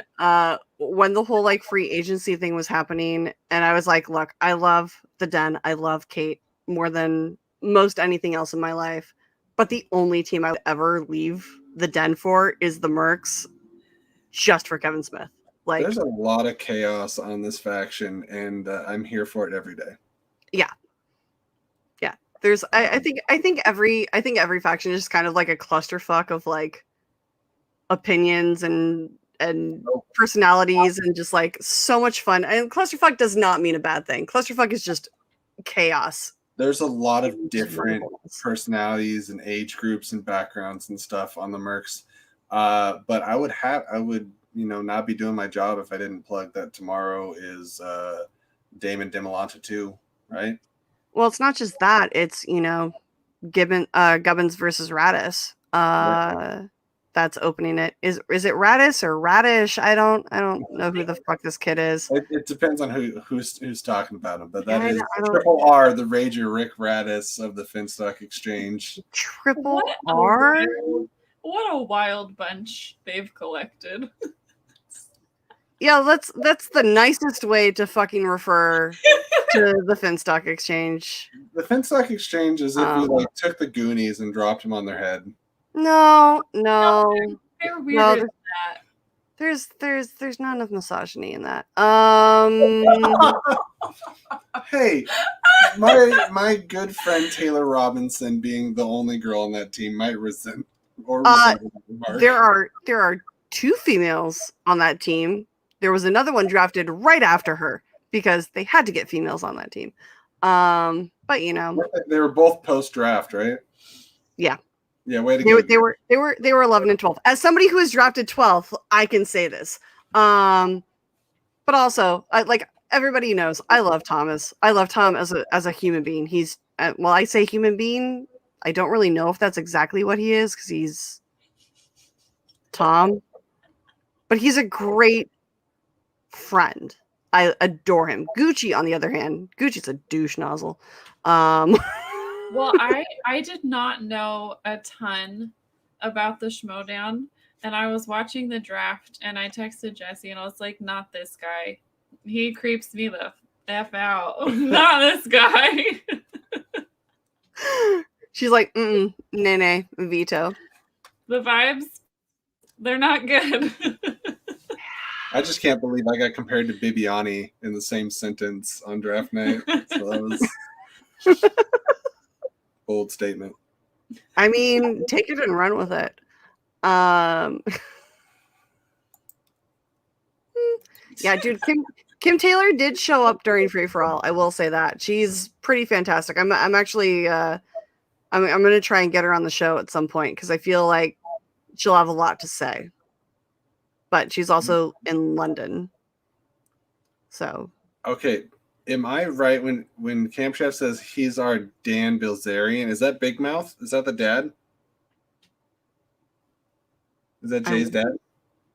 I want to say yes. Because that's his last name, isn't it? I think so. And yeah. Yeah. If that's the comparison they're making. Yeah, absolutely. Who is he voiced by? It's Richard Kind voices the dad. Dagnino, Goldblum, and Malkovich walk in a bar. That's a scary thought. Well, I'm walking out of that bar, watching from the window. Wait, Goldblum's there? Oh, that's tough. Jeff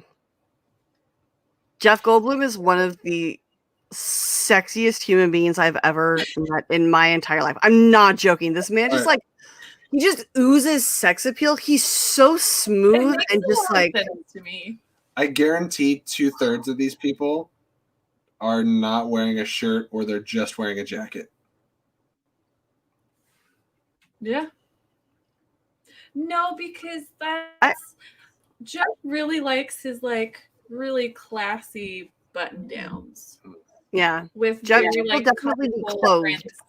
I think Dagnino is allergic to fabric. Yeah, I think he's allergic to cotton. Because if you pay close attention, he literally only wears polyester.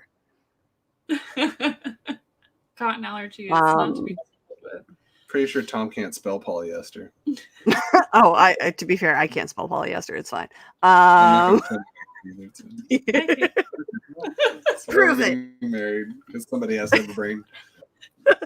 Somebody has to know how to spell polyester in this marriage. I mean, I know how to wash it and take care of it. I just do not know how to spell it. That's important too. It's true. All right, so I'm gonna check Streamlabs one more time, guys, real quick. Or Streamlabs, because I know what the fuck I'm doing. Professional. All right. So I said StreamYard before Streamlabs. I get them screwed up all the time. We're in StreamYard. Streamlabs is where we get money. Okay. So because you guys have we could literally at this point, I know for a fact we could just keep talking all night, but you guys have jobs and like real adult shit that you need to This do. is so Whereas much more fun than jobs, though. It is. Yeah. I know, right? If I got actually paid for this job, I'd be so happy. But I don't. Guys, you So heard here- in the comments. Pay Rachel so that this is all she has to do. Yeah. Well, I mean, funny enough, I do have a Patreon if you want to come hang out. I'm just saying. But yeah. Okay, so we're gonna end this with my favorite question from my favorite movie, from Almost Famous. At the very end, when William finally gets to interview his favorite person, guys, do you have to be happy to write a love song? Do you have to be sad to write a sad song? What is it that you love about music? Oh, I love the stories that it tells. I grew up a band nerd, and so movie scores are really important to me. Jesse knows I could talk for hours about a single score because I think it can make or break a movie. The stories that composers are able to tell with music, it's incredible the way that their minds work. I can't comprehend it, but I'm so grateful for it and so in awe of it. And so I love music that tells me a story, whether that's with lyrics or just with notes. I have to gas you up a little bit because whenever we're watching Schmodown and the wheel lands on scores and soundtracks, I think Lauren's got to be one of the only people who goes, "Yes, bitch, let's go." I think that I've recently, and it's, I don't know, it's kind of funny, I guess, but it was honestly 2013. It was Man of Steel that made me start listening, or at least paying more attention to soundtracks.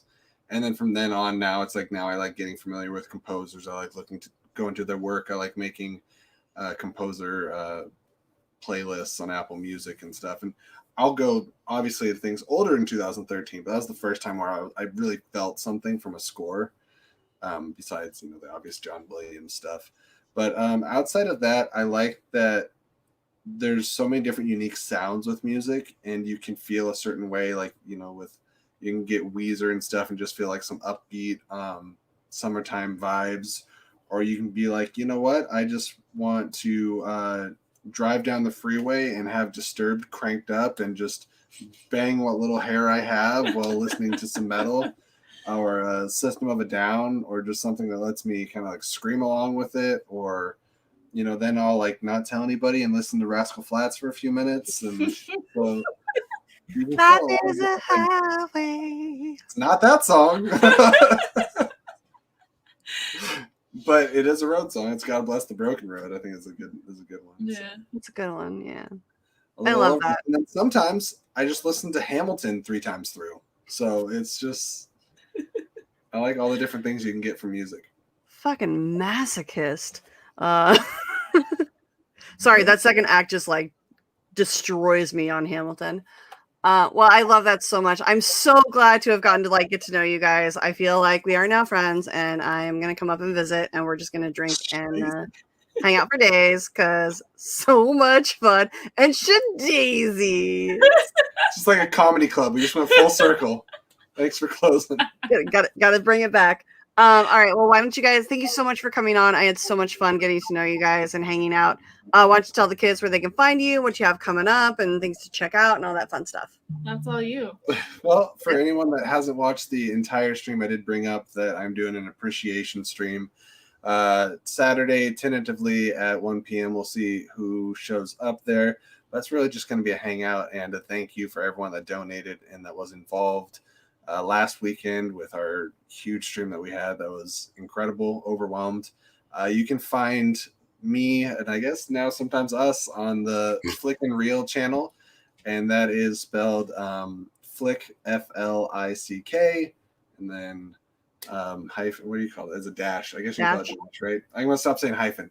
So it's Flick dash, the letter N, dash Reel, R-E-E-L. Or you can find me at Jesse Swift on Twitter. Yeah. I'm just here sometimes. Yeah, she's just here sometimes, but we love to have her. Well, all of those links should be below in the description. So go ahead and click on those, like and follow everything that he does because it's so much fun to pay attention to that. And then you can find me here every Thursday on Movies, Music, and Mayhem. I'm not going to be here next week because, like I said, I'm going to be in Austin. And you can find me next Monday because I'm getting my second Pfizer shot on Tuesday. And the first one killed me and knocked me out. So I'm anticipating that I will be out of sorts on Thursday. So the following Monday, I will have a guest on. I'm so excited, guys. It is James Bainey, who is a huge Star Wars fan. He's also a member of quite a great band. You guys can follow me on Instagram and Twitter at RM Silvestrini. I'm all over the place on the internets and on people's shows. I just kind of crash wherever I fucking bully my way into. And right? So come hang out and have so much fun. And you guys are the best. Thank you so much for hanging out again. Get your shots, wear your masks, wash your hands, take care of yourselves and the people around.